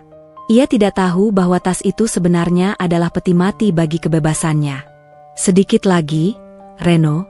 Sedikit lagi kamu bebas dari semua ini, bisiknya pada diri sendiri, mencoba mengusir rasa takut yang merayap di tengkuknya. Kakinya gemetar saat melangkah di antara tumpukan kontainer raksasa yang tampak seperti monster baja yang sedang tidur dalam kegelapan. Di sebuah ruangan monitor yang dingin dan canggih tak jauh dari sana, Laras duduk dengan tenang. Layar di depannya menampilkan rekaman hitam putih dari kamera pengawas pelabuhan. Ia bisa melihat setiap gerak-gerik Reno yang kikuk dan penuh kecurigaan. Di sampingnya, Paman Hardi berdiri dengan tangan terlipat di depan dada, sementara Dr. Adrian tetap setia menemani, memastikan detak jantung Laras tidak bergejolak terlalu kencang karena emosi. Dia sudah sampai di titik penjemputan. Nona, lapor Paman Hardi dengan suara rendah. Laras hanya mengangguk kecil. Matanya terpaku pada sosok pria yang dulu pernah ia panggil, suami, itu. Lihatlah dia, Paman. Terlihat seperti tikus yang sedang mencari celah di dalam labirin. Ucap Laras dengan nada bicara yang datar, seolah sedang menonton sebuah film dokumenter tentang hewan liar. Di pelabuhan, sebuah kapal motor kayu kecil mendekat ke dermaga tanpa lampu. Seorang pria dengan topi menutupi wajahnya memberi isyarat kepada Reno. Cepat lempar tasnya dan naik ke atas. Kita tidak punya banyak waktu, teriak pria itu dengan suara parau. Reno bergegas, namun saat kakinya baru saja menginjak tepian kapal, tiba-tiba lampu sorot raksasa menyala serentak dari berbagai sudut, membutakan pandangan Reno seketika. Suara sirene polisi memecah kesunyian malam dengan bunyi yang memekakan telinga. Polisi, jangan bergerak. Letakkan tas itu dan angkat tangan. Teriakan melalui pengeras suara itu membuat Reno membeku. Jantungnya seolah berhenti berdetak saat ia melihat puluhan petugas bersenjata lengkap mengepungnya. Reno mencoba berbalik untuk lari, namun ia terpeleset di dermaga yang licin. Tas hitam itu terlepas. Isinya tercecer keluar. Bukan emas, bukan uang, melainkan tumpukan serbuk putih yang dikemas rapi. Tidak, ini bukan milikku. Aku dijebak. Jerit Reno histeris saat seorang petugas menekan wajahnya ke aspal yang kasar. Di tengah kekacauan itu, sebuah mobil sedan mewah berwarna hitam perlahan mendekat ke lokasi penangkapan. Pintu terbuka, dan Laras melangkah keluar dengan keanggunan seorang ratu yang sedang meninjau daerah taklukannya. Ia mengenakan mantel panjang berwarna abu-abu, menatap Reno yang kini dalam posisi terborgol dan berlutut di tanah. Reno mendongak, matanya yang merah dan penuh air mata bertemu dengan tatapan Laras yang sedingin es. Laras, tolong aku. Katakan pada mereka aku tidak tahu apa-apa. Ini Sinta, ini Koh Alung, bukan aku. Rintih Reno sambil mencoba merangkak ke arah kaki Laras. Laras berhenti beberapa langkah di depan Reno. Ia sedikit membungkuk agar matanya sejajar dengan pria itu. Reno, kamu ingat saat aku memohon padamu untuk membawa Abi ke dokter? Kamu ingat saat aku bersumpah di depan air yang mendidih itu? Laras bertanya dengan suara yang sangat lembut, namun setiap katanya terasa seperti tusukan jarum yang tajam. Aku hilaf, Laras. Aku minta maaf. Tolong, demi Abi, teriak Reno lagi. Laras tertawa pelan, sebuah tawa pahit yang terbawa angin laut. Demi Abi, kamu bahkan tidak pantas menyebut namanya. Kamu tahu, Reno, tas yang kamu bawa itu sebenarnya hanya berisi tepung terigu. Aku tidak ingin tangan ayahku kotor karena narkoba sungguhan hanya untuk menjebakmu. Tapi, laporan polisi yang mereka pegang sekarang bukan soal tepung itu. Mereka memegang bukti KDRT, penipuan dana keluarga, dan penggelapan uang perusahaan yang semua buktinya sudah aku lengkapi. Tepung itu hanya caraku agar kamu keluar dari persembunyianmu dan tertangkap di tempat yang pantas, di tengah sampah pelabuhan. Wajah Reno berubah dari ketakutan menjadi kehancuran yang total. Ia baru menyadari bahwa selama ini ia hanyalah boneka yang digerakkan oleh benang-benang dendam Laras. Kamu merencanakan ini semua? Tanya Reno dengan suara yang nyaris hilang. Laras berdiri tegak kembali, ia merapikan mantelnya. Aku tidak merencanakannya, Reno. Kamu yang menulis skenario kehancuranmu sendiri dengan setiap tangan yang kamu angkat untuk memukulku, dan setiap rupiah yang kamu curi dari anakmu. Aku hanya menyediakan panggungnya. Laras memberi isyarat kepada petugas polisi. Bawa dia. Pastikan dia mendapatkan hukuman maksimal untuk semua kekerasan yang dia lakukan. Wajah Reno berubah dari ketakutan menjadi kehancuran yang total. Ia baru menyadari bahwa selama ini ia hanyalah boneka yang digerakkan oleh benang-benang dendam Laras. Kamu merencanakan ini semua? Tanya Reno dengan suara yang nyaris hilang. Laras berdiri tegak kembali, ia merapikan mantelnya. Aku tidak merencanakannya, Reno. Kamu yang menulis skenario kehancuranmu sendiri dengan setiap tangan yang kamu angkat untuk memukulku, dan setiap rupiah yang kamu curi dari anakmu. Aku hanya menyediakan panggungnya. Laras memberi isyarat kepada petugas polisi. Bawa dia. Pastikan dia mendapatkan hukuman maksimal untuk semua kekerasan yang dia lakukan. Di dalam mobil dalam perjalanan pulang, Laras menyandarkan kepalanya di bahu kursi. Ia merasa sebuah beban besar baru saja terangkat dari dadanya, namun ada kekosongan yang juga muncul. Paman Hardi yang menyetir melihat dari spion tengah. Nona, pengadilan akan dimulai minggu depan.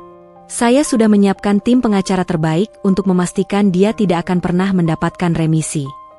Laras mengangguk pelan. Terima kasih, Paman. Setelah ini, aku ingin mengubah nama Mahendra Property menjadi sesuatu yang baru. Aku ingin perusahaan itu menjadi simbol perlindungan bagi para wanita yang mengalami nasib yang sama denganku. Aku ingin membangun rumah aman, rumah yang benar-benar memberikan rasa aman. Adrian yang duduk di sampingnya menoleh. Itu ide yang sangat indah, Laras. Dan saya akan dengan senang hati membantu menyediakan layanan medis dan psikologis di sana. Laras menatap Adrian, ada binar harapan di matanya yang selama ini teredam oleh dendam. Terima kasih, Adrian. Ternyata benar kata ayah, berlian memang tidak seharusnya di lumpur. Tapi terkadang, berlian harus melewati tekanan yang sangat tinggi untuk bisa bersinar paling terang. Mobil itu pun melaju menembus malam yang mulai tenang, meninggalkan pelabuhan yang telah menjadi saksi bisu runtuhnya martabat seorang pria jahat dan bangkitnya kembali seorang wanita yang telah dikuatkan oleh api dan air mata. Sesampainya di rumah, Laras langsung menuju kamar Abi. Ia duduk di pinggir tempat tidur, menatap wajah putranya yang sedang bermimpi indah. Ia mengusap pipi Abi yang kini sudah berisi dan sehat. Semuanya sudah aman sekarang, sayang. Tidak akan ada lagi air panas, tidak akan ada lagi bentakan. Ibu sudah menang, bisik Laras lirih.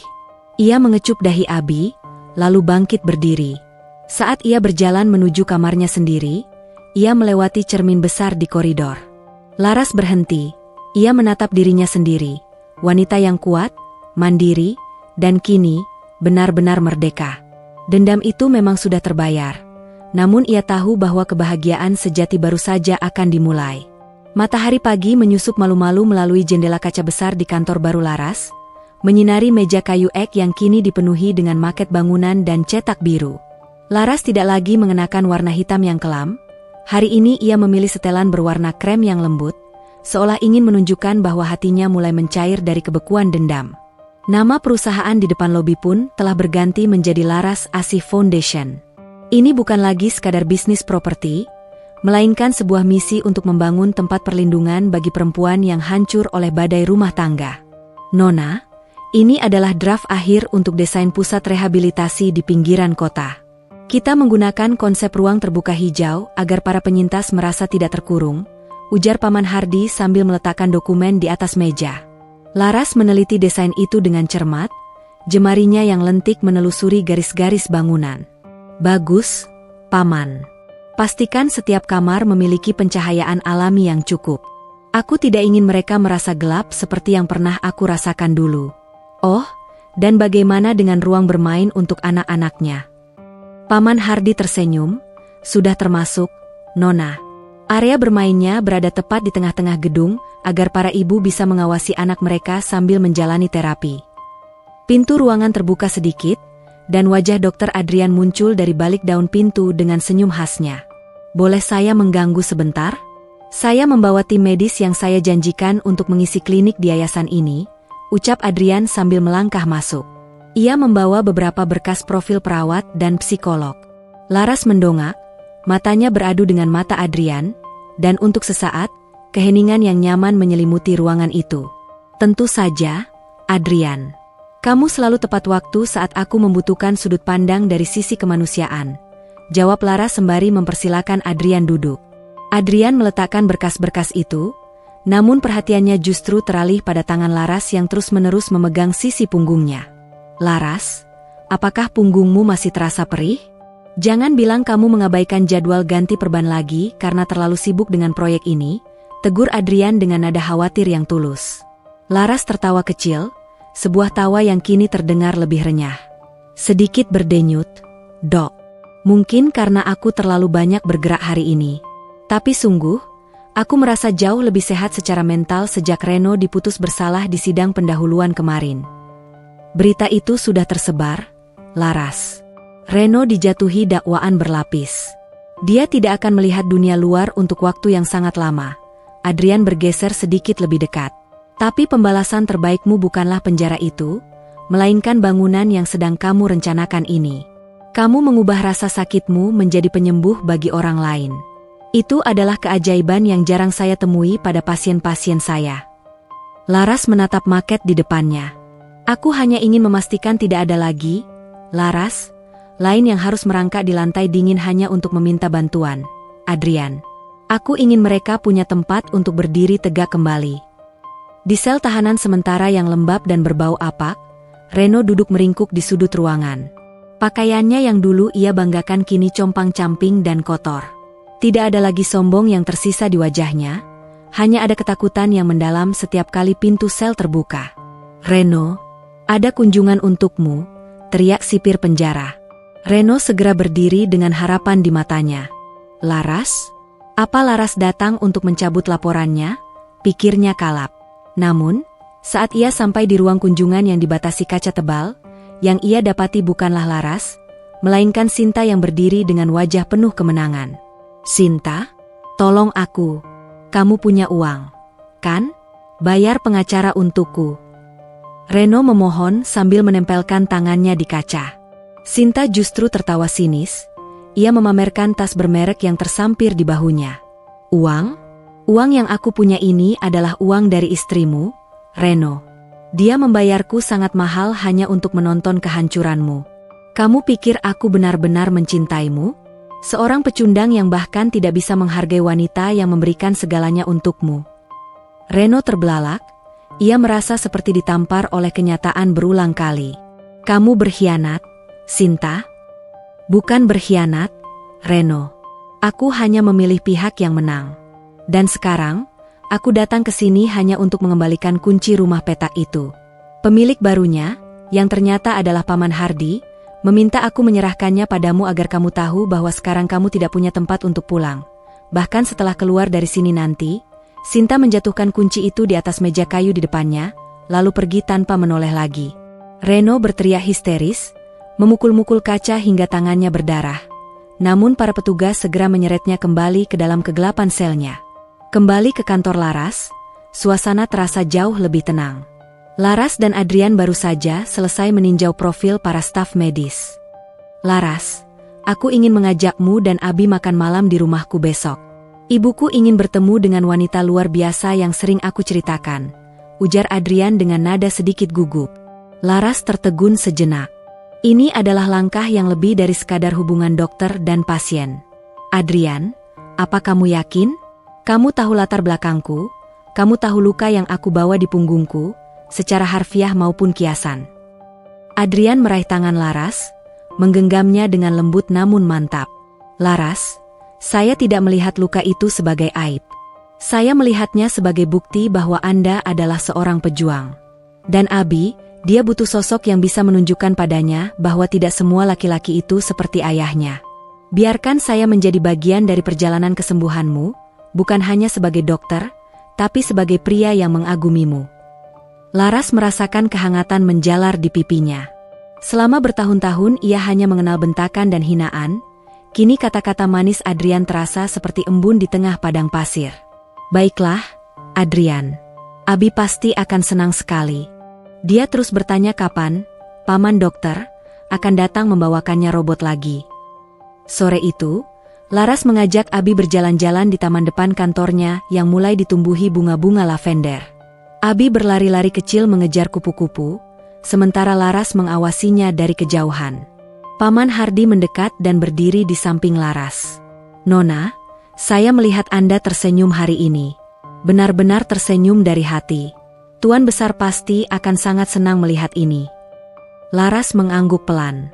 "Aku baru menyadari, Paman, bahwa membalas dendam itu melelahkan jika tidak diiringi dengan membangun kebahagiaan baru. Reno sudah berada di tempat yang semestinya, dan sekarang saatnya aku berada di tempat yang semestinya." "Apakah itu termasuk Dokter Adrian, Nona?" tanya Paman Hardi dengan nada menggoda. Laras tersipu, ia menatap Abi yang tertawa riang.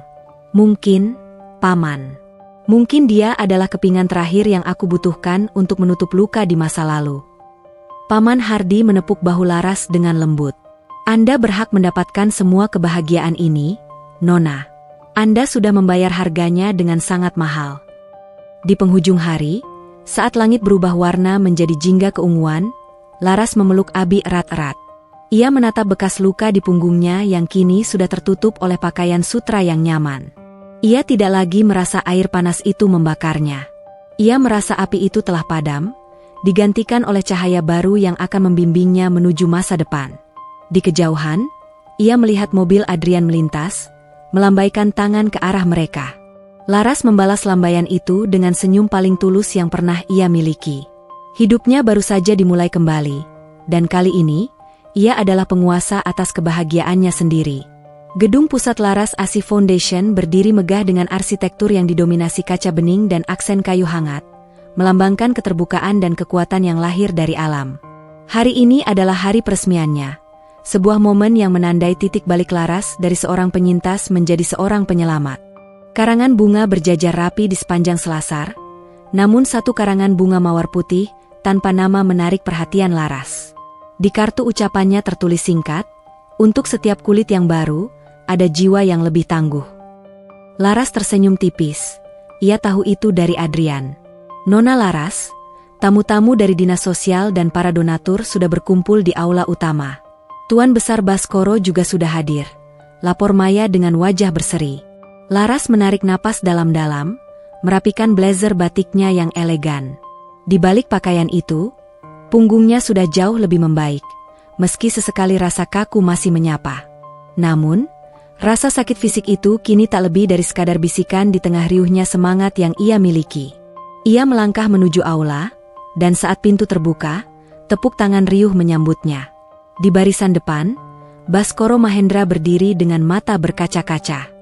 Ayah yang dulu keras itu kini menatap putrinya dengan kebanggaan yang tak terlukiskan. Laras naik ke podium, menatap wajah-wajah di depannya. Di pojok ruangan, ia melihat beberapa wanita yang telah ia tampung selama masa pembangunan yayasan ini, wanita-wanita yang matanya dulu penuh ketakutan, kini mulai memancarkan binar harapan. "Yayasan ini bukan milik saya." Suara Laras menggema di aula, tenang namun bertenaga.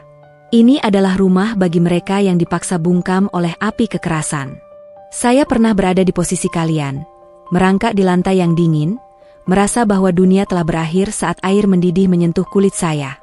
Tapi hari ini, kita berdiri bersama untuk mengatakan bahwa luka bukanlah akhir, melainkan awal dari cerita yang lebih besar."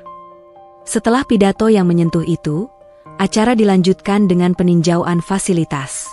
Adrian berjalan di samping Laras, sesekali memberikan penjelasan medis kepada para tamu tentang klinik trauma yang ia kelola di dalam yayasan tersebut. Saat suasana sedikit melonggar, Adrian menarik Laras ke sebuah sudut taman yang lebih tenang. "Pidato yang luar biasa, Laras. Kamu benar-benar magnet bagi harapan mereka," puji Adrian tulus.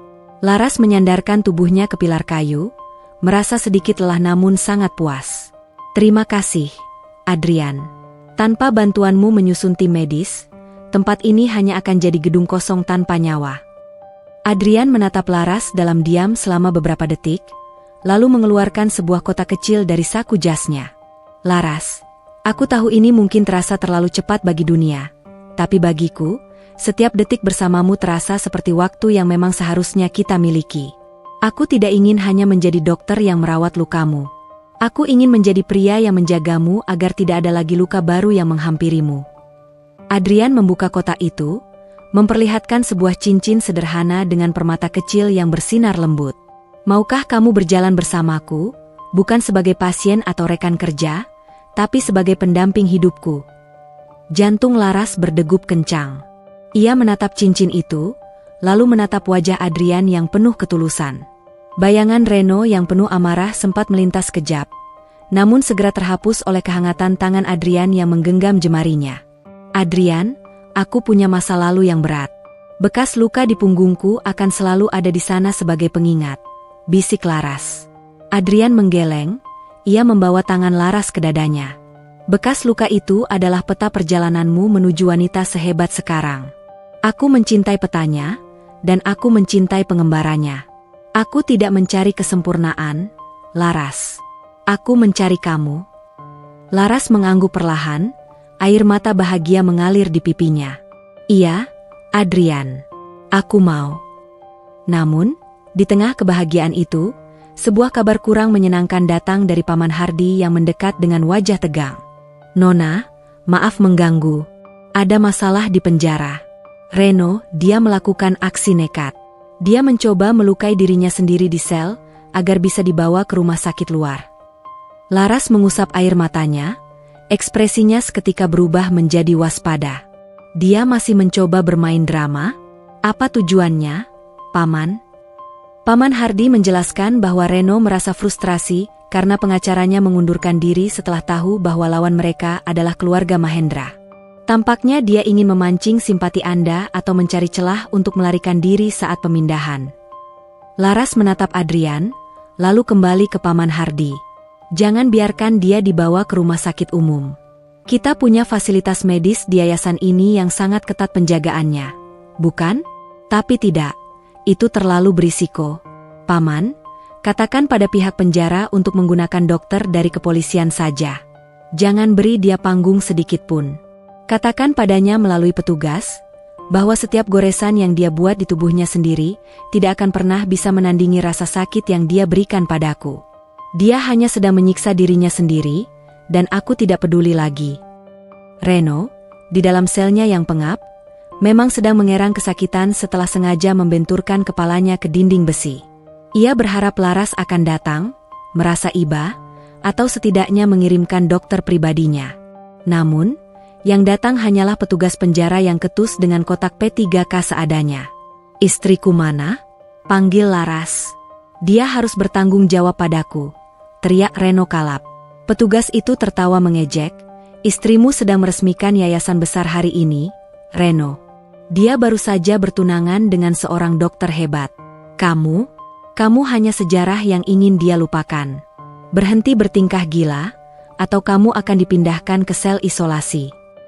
Mendengar kata bertunangan, Reno merasa seperti disambar petir di siang bolong.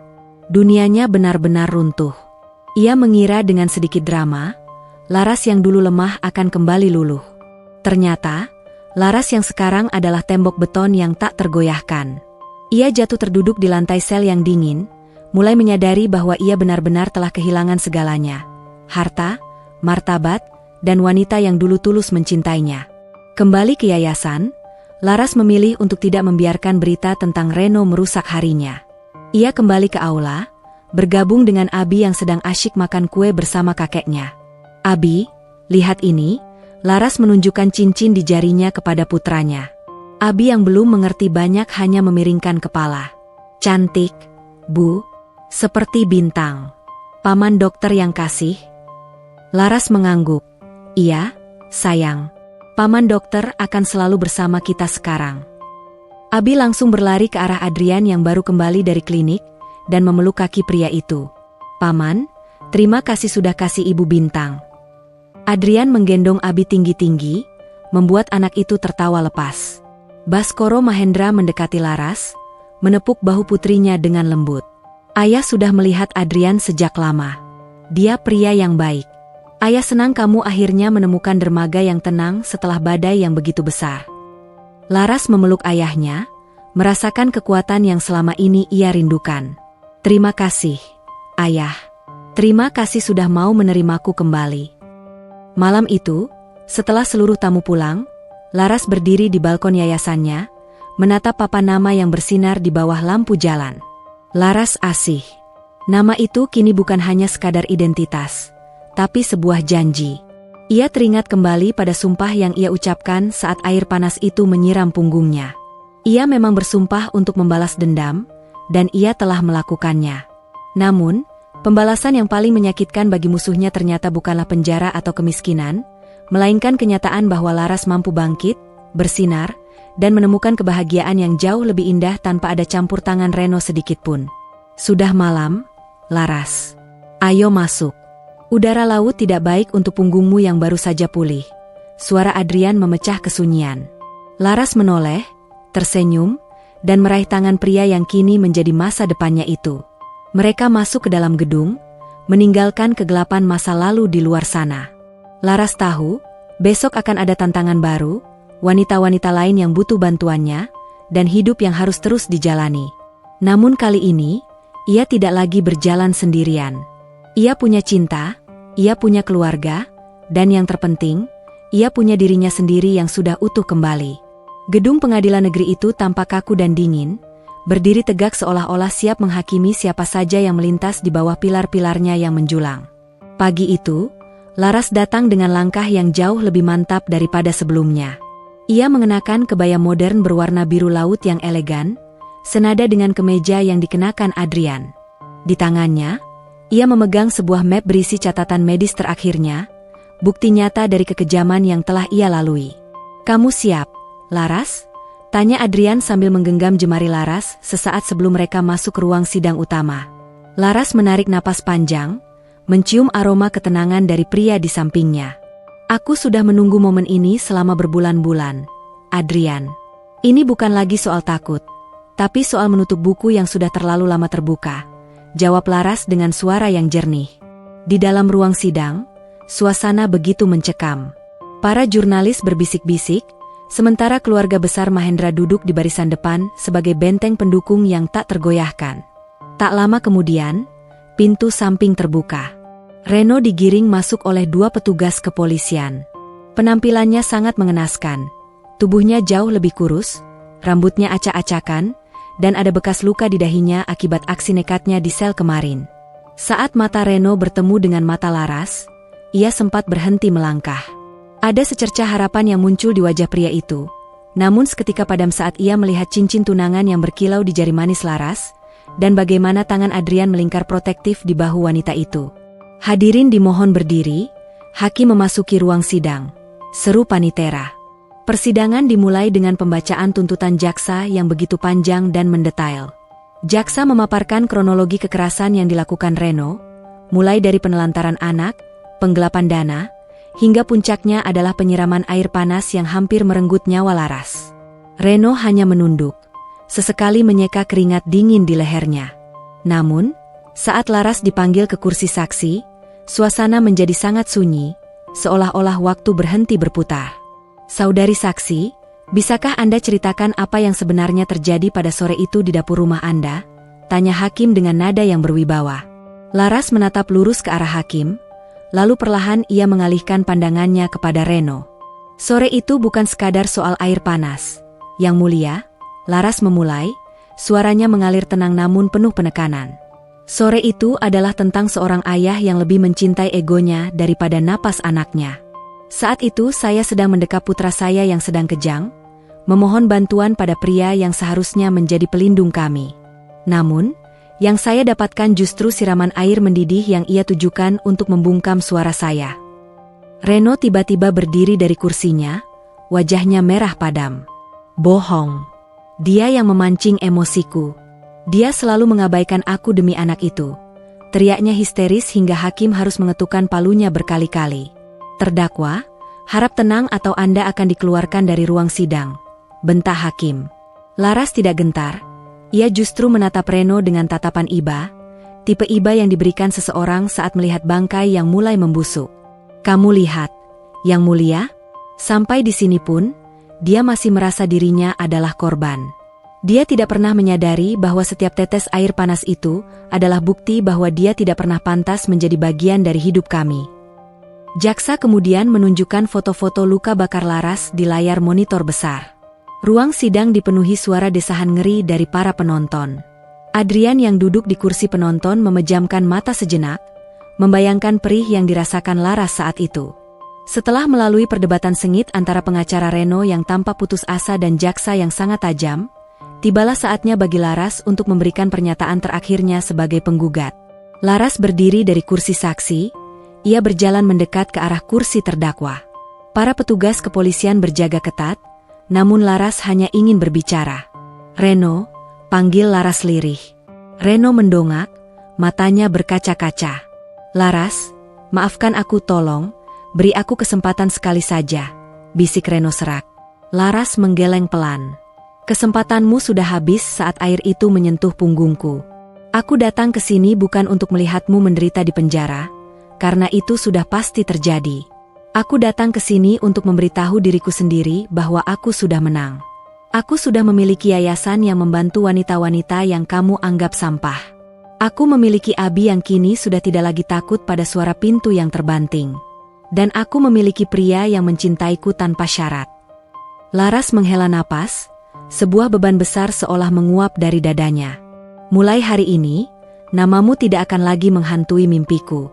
Kamu hanyalah debu di bawah sepatu yang sudah aku bersihkan." Laras berbalik dan kembali ke tempat duduknya di samping Adrian. Hakim akhirnya membacakan putusan. Reno dijatuhi hukuman 12 tahun penjara atas kekerasan dalam rumah tangga yang mengakibatkan luka berat dan penggelapan dana. Reno jatuh terduduk di lantai, menangis meraung-raung saat petugas menyeretnya keluar. Ia tidak lagi memiliki kekuatan, tidak memiliki pendukung, bahkan Sinta pun tidak tampak di sana. Keluar dari ruang sidang, cahaya matahari menyambut Laras dengan hangat. Paman Hardi segera menghampiri dengan wajah lega. "Sudah selesai, Nona. Keadilan sudah ditegakkan." Laras tersenyum, ia menatap langit yang biru bersih. "Belum benar-benar selesai, Paman. Sekarang adalah bagian terbaiknya, membangun masa depan." Laras menoleh ke arah Adrian. "Adrian, bolehkah kita mampir ke yayasan sebentar? Aku ingin melihat kemajuan kelas menjahit bagi para penyintas. Aku ingin mereka tahu bahwa keadilan itu nyata." Sesampainya di yayasan, suasana terasa jauh lebih ceria. Para wanita yang tinggal di sana menyambut Laras dengan pelukan dan air mata bahagia. Mereka melihat Laras bukan sebagai bos, melainkan sebagai kakak yang berhasil memenangkan pertempuran besar. Laras berkeliling, melihat bagaimana mereka mulai berdaya, membuat kerajinan tangan yang nantinya akan dijual melalui jaringan bisnis keluarga Mahendra. "Lihat mereka, Adrian," bisik Laras saat mereka berdiri di balkon lantai 2. "Mereka adalah bukti bahwa hidup bisa dimulai lagi, meski kita pernah disiram api." Adrian merangkul pinggang Laras, mencium keningnya dengan lembut. "Dan kamu adalah lentera bagi mereka, Laras. Sekarang, bagaimana kalau kita merayakan kemenangan ini dengan menjemput Abi dan makan malam bersama ayahmu? Beliau sudah menyiapkan pesta kecil di rumah." Laras mengangguk, ia merasa hatinya begitu penuh dengan rasa syukur. Tidak ada lagi rasa dendam yang membara, yang tersisa hanyalah kepuasan karena telah menepati sumpahnya dengan cara yang paling terhormat. Sumpah itu telah terbayar lunas. Bukan dengan kekerasan yang sama, melainkan dengan keberhasilan yang menghancurkan seluruh keangkuhan Reno. Laras telah membalas siraman air panas itu dengan kehangatan kasih sayang yang ia bangun untuk dirinya sendiri dan orang lain. Sambil melangkah menuju mobil, Laras sempat menyentuh punggungnya secara tidak sadar. Bekas luka itu masih ada, kasar dan tak rata, namun kini rasanya tidak lagi sakit. Bekas luka itu telah menjadi lencana keberanian yang akan selalu ia bawa dengan bangga. "Terima kasih, masa lalu," gumamnya dalam hati. "Karena tanpamu, aku tidak akan pernah tahu betapa indahnya menjadi wanita yang kuat." Mobil itu pun melaju, meninggalkan gedung pengadilan yang kini tampak semakin mengecil di kejauhan. Laras memandang ke depan, ke arah masa depan yang sudah tidak lagi dibayangi oleh ketakutan. Ia telah memenangkan pertempuran hukum, namun yang lebih penting, ia telah memenangkan pertempuran di dalam hatinya sendiri. Dan kali ini, Ia tahu bahwa akhir ceritanya akan sangat membahagiakan. Persiapan pernikahan Laras dan Adrian menjadi sebuah simfoni kesibukan yang indah di kediaman Mahendra. Rumah besar itu kini tak lagi terasa sunyi dan dingin. Suara tawa Abi yang berlarian di lorong-lorong rumah, serta derap langkah para perancang busana yang membawa kain-kain sutra terbaik, menghidupkan setiap sudut ruangan. Laras berdiri di depan cermin besar di kamarnya, mencoba gaun pengantin berwarna putih gading yang dirancang khusus untuk menutupi sekaligus menghormati jati dirinya. Gaun itu memiliki detail brokat yang sangat halus di bagian punggung, sengaja dibuat untuk melindungi kulitnya yang masih sensitif namun tetap memancarkan keanggunan. "Nona, Anda tampak seperti dewi yang baru saja turun dari hayangan," puji Maya sambil merapikan ekor gaun yang menjuntai di lantai marmer.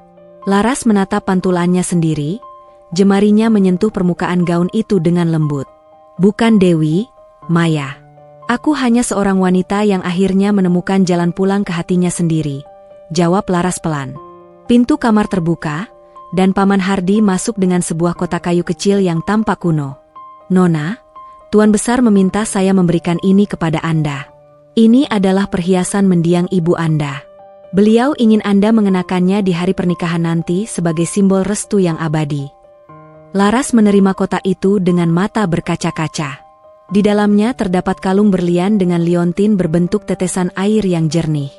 "Terima kasih, Paman. Tolong sampaikan pada ayah, aku akan menjaganya dengan baik." Saat Paman Hardi hendak keluar, ia berhenti sejenak. "Nona, ada satu hal lagi. Reno, dia mengirimkan surat dari penjara. Petugas bilang dia terus-menerus memohon agar surat ini sampai ke tangan Anda." Paman Hardi menyodorkan sebuah amplop kusam.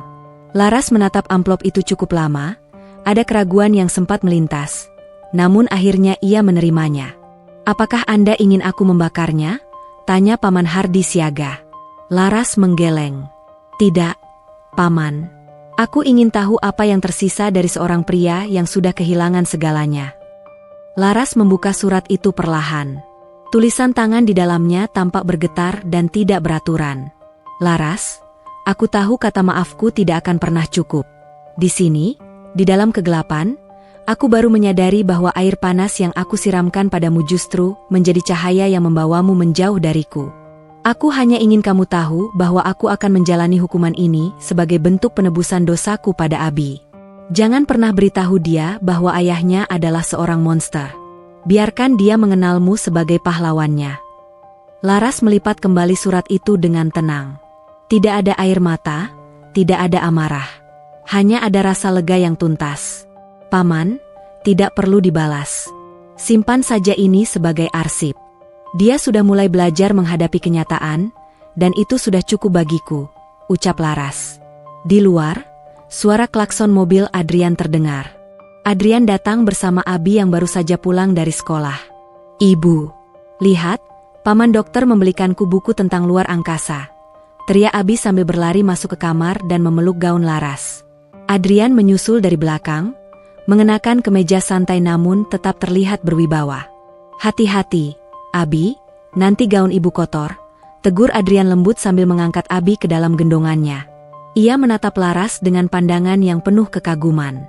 "Laras, setiap kali aku melihatmu mengenakan gaun itu, aku merasa menjadi pria paling beruntung. Kamu sudah selesai dengan urusan surat itu?" Adrian melirik amplop di meja.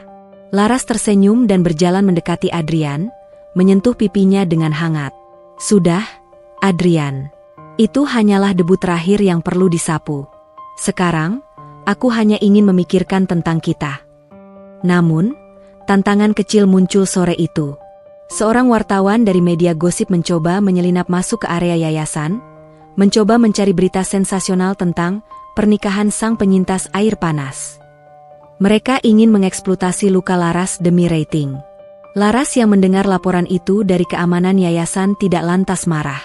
Ia justru meminta petugas untuk membawa wartawan itu masuk ke ruang tamu yayasan. "Anda ingin berita?" tanya Laras saat berhadapan dengan wartawan yang tampak gugup itu. "Silakan tulis ini. Pernikahan saya bukanlah tentang kesembuhan dari luka bakar, tapi tentang kemenangan atas ketakutan. Jika Anda ingin memotret, potretlah anak-anak di yayasan ini yang sedang belajar membaca, karena merekalah berita yang sesungguhnya. Wartawan itu terdiam, merasa malu karena niat buruknya terbaca jelas. Laras menunjukkan kedewasaan yang luar biasa. Ia tidak lagi membiarkan orang lain mengendalikan narasi hidupnya. Adrian benar, gumam Laras setelah wartawan itu pergi. Aku bukan lagi korban. Aku adalah pemilik cerita ini. Adrian yang berdiri di ambang pintu tersenyum bangga. Kamu baru saja menunjukkan pada mereka bahwa berlian Mahendra tidak bisa digores oleh gosip murahan. Malam hari sebelum pernikahan, Laras duduk berdua dengan ayahnya di beranda belakang. Baskoro menyesap tehnya, menatap bintang-bintang yang bertaburan. Laras, ayah pernah gagal menjagamu dulu. Tapi melihatmu sekarang, ayah sadar bahwa terkadang anak burung harus jatuh dulu untuk tahu seberapa kuat sayapnya. Laras menyandarkan kepalanya di bahu ayahnya. Terima kasih sudah membantuku terbang kembali, ayah. Aku berjanji akan menjadi istri yang berbeda kali ini. Aku tidak akan membiarkan siapapun merenggut suaraku lagi. Baskoro mengusap rambut putrinya. Adrian adalah pria yang menghargai suaramu, Laras. Itu yang paling penting. Besok, saat ayah mengantarmu ke pelaminan, ayah tidak akan merasa sedih. Ayah akan merasa bangga karena telah mengantarkan seorang pemenang. Suasana haru menyelimuti mereka berdua. Laras merasa seluruh luka di punggungnya seolah memudar, digantikan oleh rasa hangat dari kasih sayang keluarga yang dulu sempat ia tinggalkan. Persiapan terakhir selesai saat jam menunjukkan pukul 2 pagi. Laras menatap kalender. Besok adalah hari yang akan menghapus semua sisa trauma. Ia teringat kembali ke babak awal hidupnya, ke saat-saat ia merintih dalam diam di dapur yang gelap. Kini, ia berada di kamar yang luas dengan masa depan yang terang benderang. Tidur yang nyenyak. Laras, bisiknya pada diri sendiri. Besok, matahari akan terbit hanya untukmu. Di penjara, Reno menatap jeruji besi, membayangkan pesta mewah yang mungkin sedang disiapkan untuk Laras. Ia merasa sesak, namun ia tahu ini adalah tempat yang pantas untuknya. Penyesalannya datang terlambat, namun itu adalah satu-satunya hal yang menemaninya di tengah dinginnya lantai penjara. Ia telah kalah dalam segala hal, sementara wanita yang ia hinakan telah menjelma menjadi cahaya yang tak mampu ia gapai lagi. Laras telah membuktikan bahwa pembalasan yang paling menyakitkan bukanlah dengan menjadi jahat, melainkan dengan menjadi terlalu bahagia hingga musuhnya merasa tak berarti. Pagi itu, langit di atas kediaman Mahendra seolah dicuci bersih, menyisakan warna biru yang begitu bening, seiring dengan mekarnya bunga-bunga mawar di taman yang seakan ikut bersolek menyambut hari paling bersejarah bagi Laras. Udara segar merayap masuk melalui celah jendela, membawa aroma melati yang menenangkan.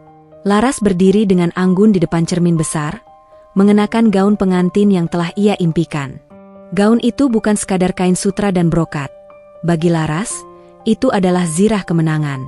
Saat jemarinya menyentuh permukaan gaun yang menutupi punggungnya, ia tidak lagi merasakan trauma.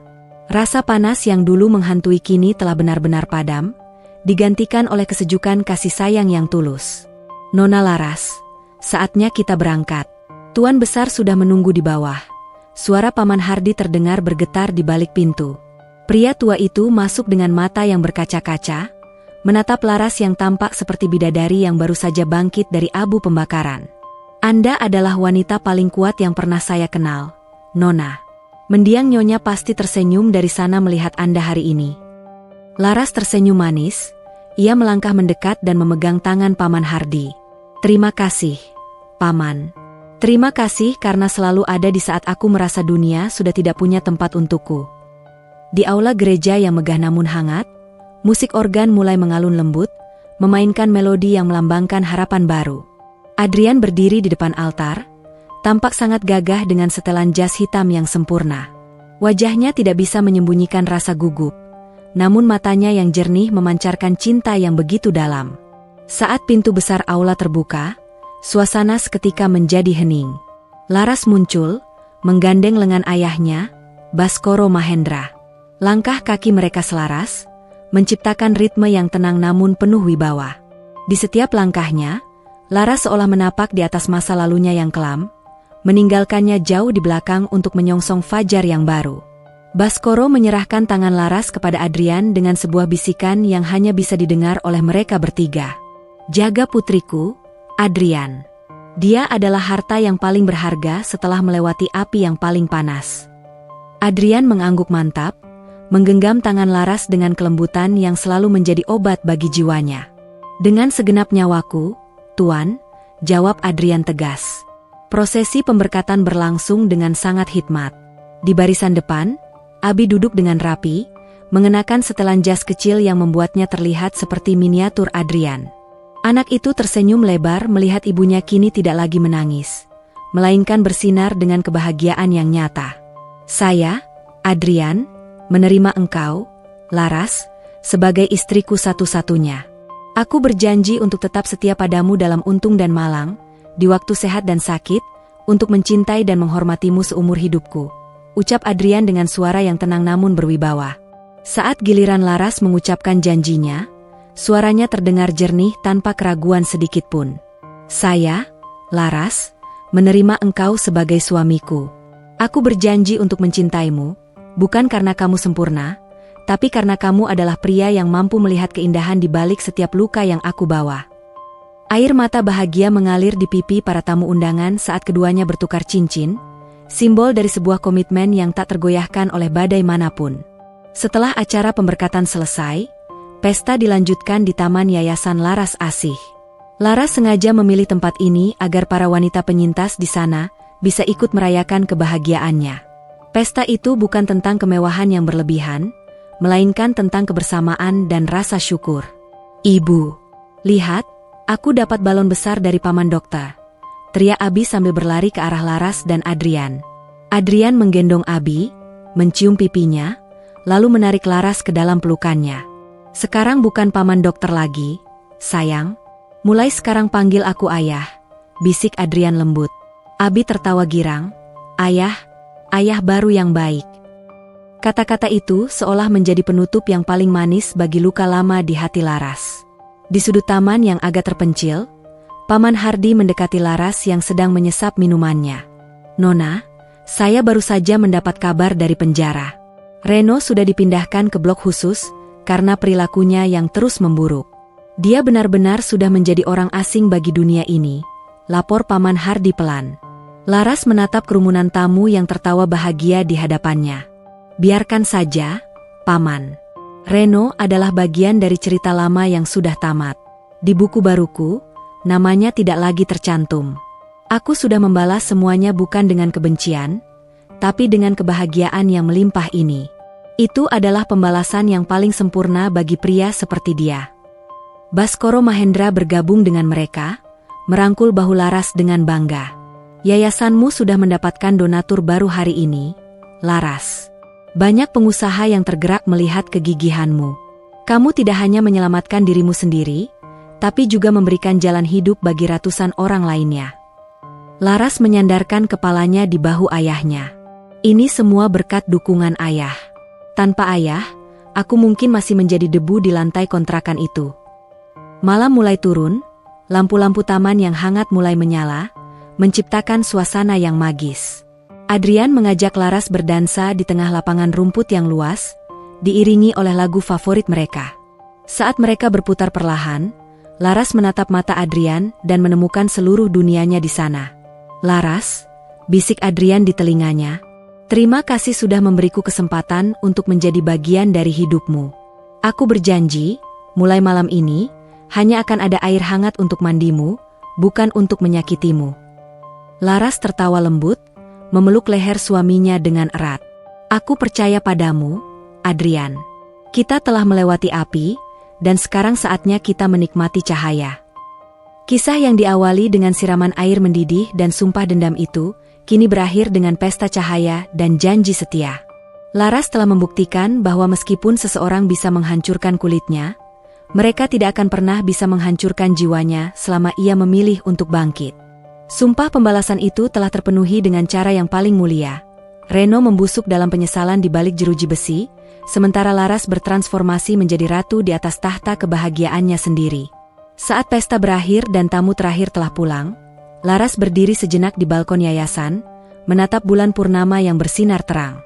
Ia menyentuh punggungnya sekali lagi, meraba bekas luka yang kini terasa seperti medali kehormatan.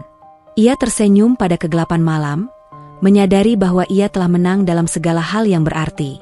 Ia punya ayah yang kembali mencintainya, anak yang tumbuh dengan penuh kasih, yayasan yang memberi manfaat bagi banyak orang, dan seorang suami yang menghargainya sebagai wanita seutuhnya. "Ayo masuk, sayang. Abi sudah tertidur," ajak Adrian sambil menyampirkan jasnya ke bahu Laras. Laras mengangguk, ia menggenggam tangan Adrian dan melangkah masuk ke dalam rumah barunya. Di sana, di balik pintu itu, bukan lagi ada ketakutan atau bentakan, melainkan kedamaian yang akan ia jaga selamanya. Selesai sudah dendam itu, berganti dengan cinta yang abadi. Kisah Laras bukan lagi tentang luka, melainkan tentang bagaimana manusia bisa menjadi lebih indah setelah retak. Dan di bawah cahaya rembulan, Laras tahu, ia telah benar-benar pulang. Tamat.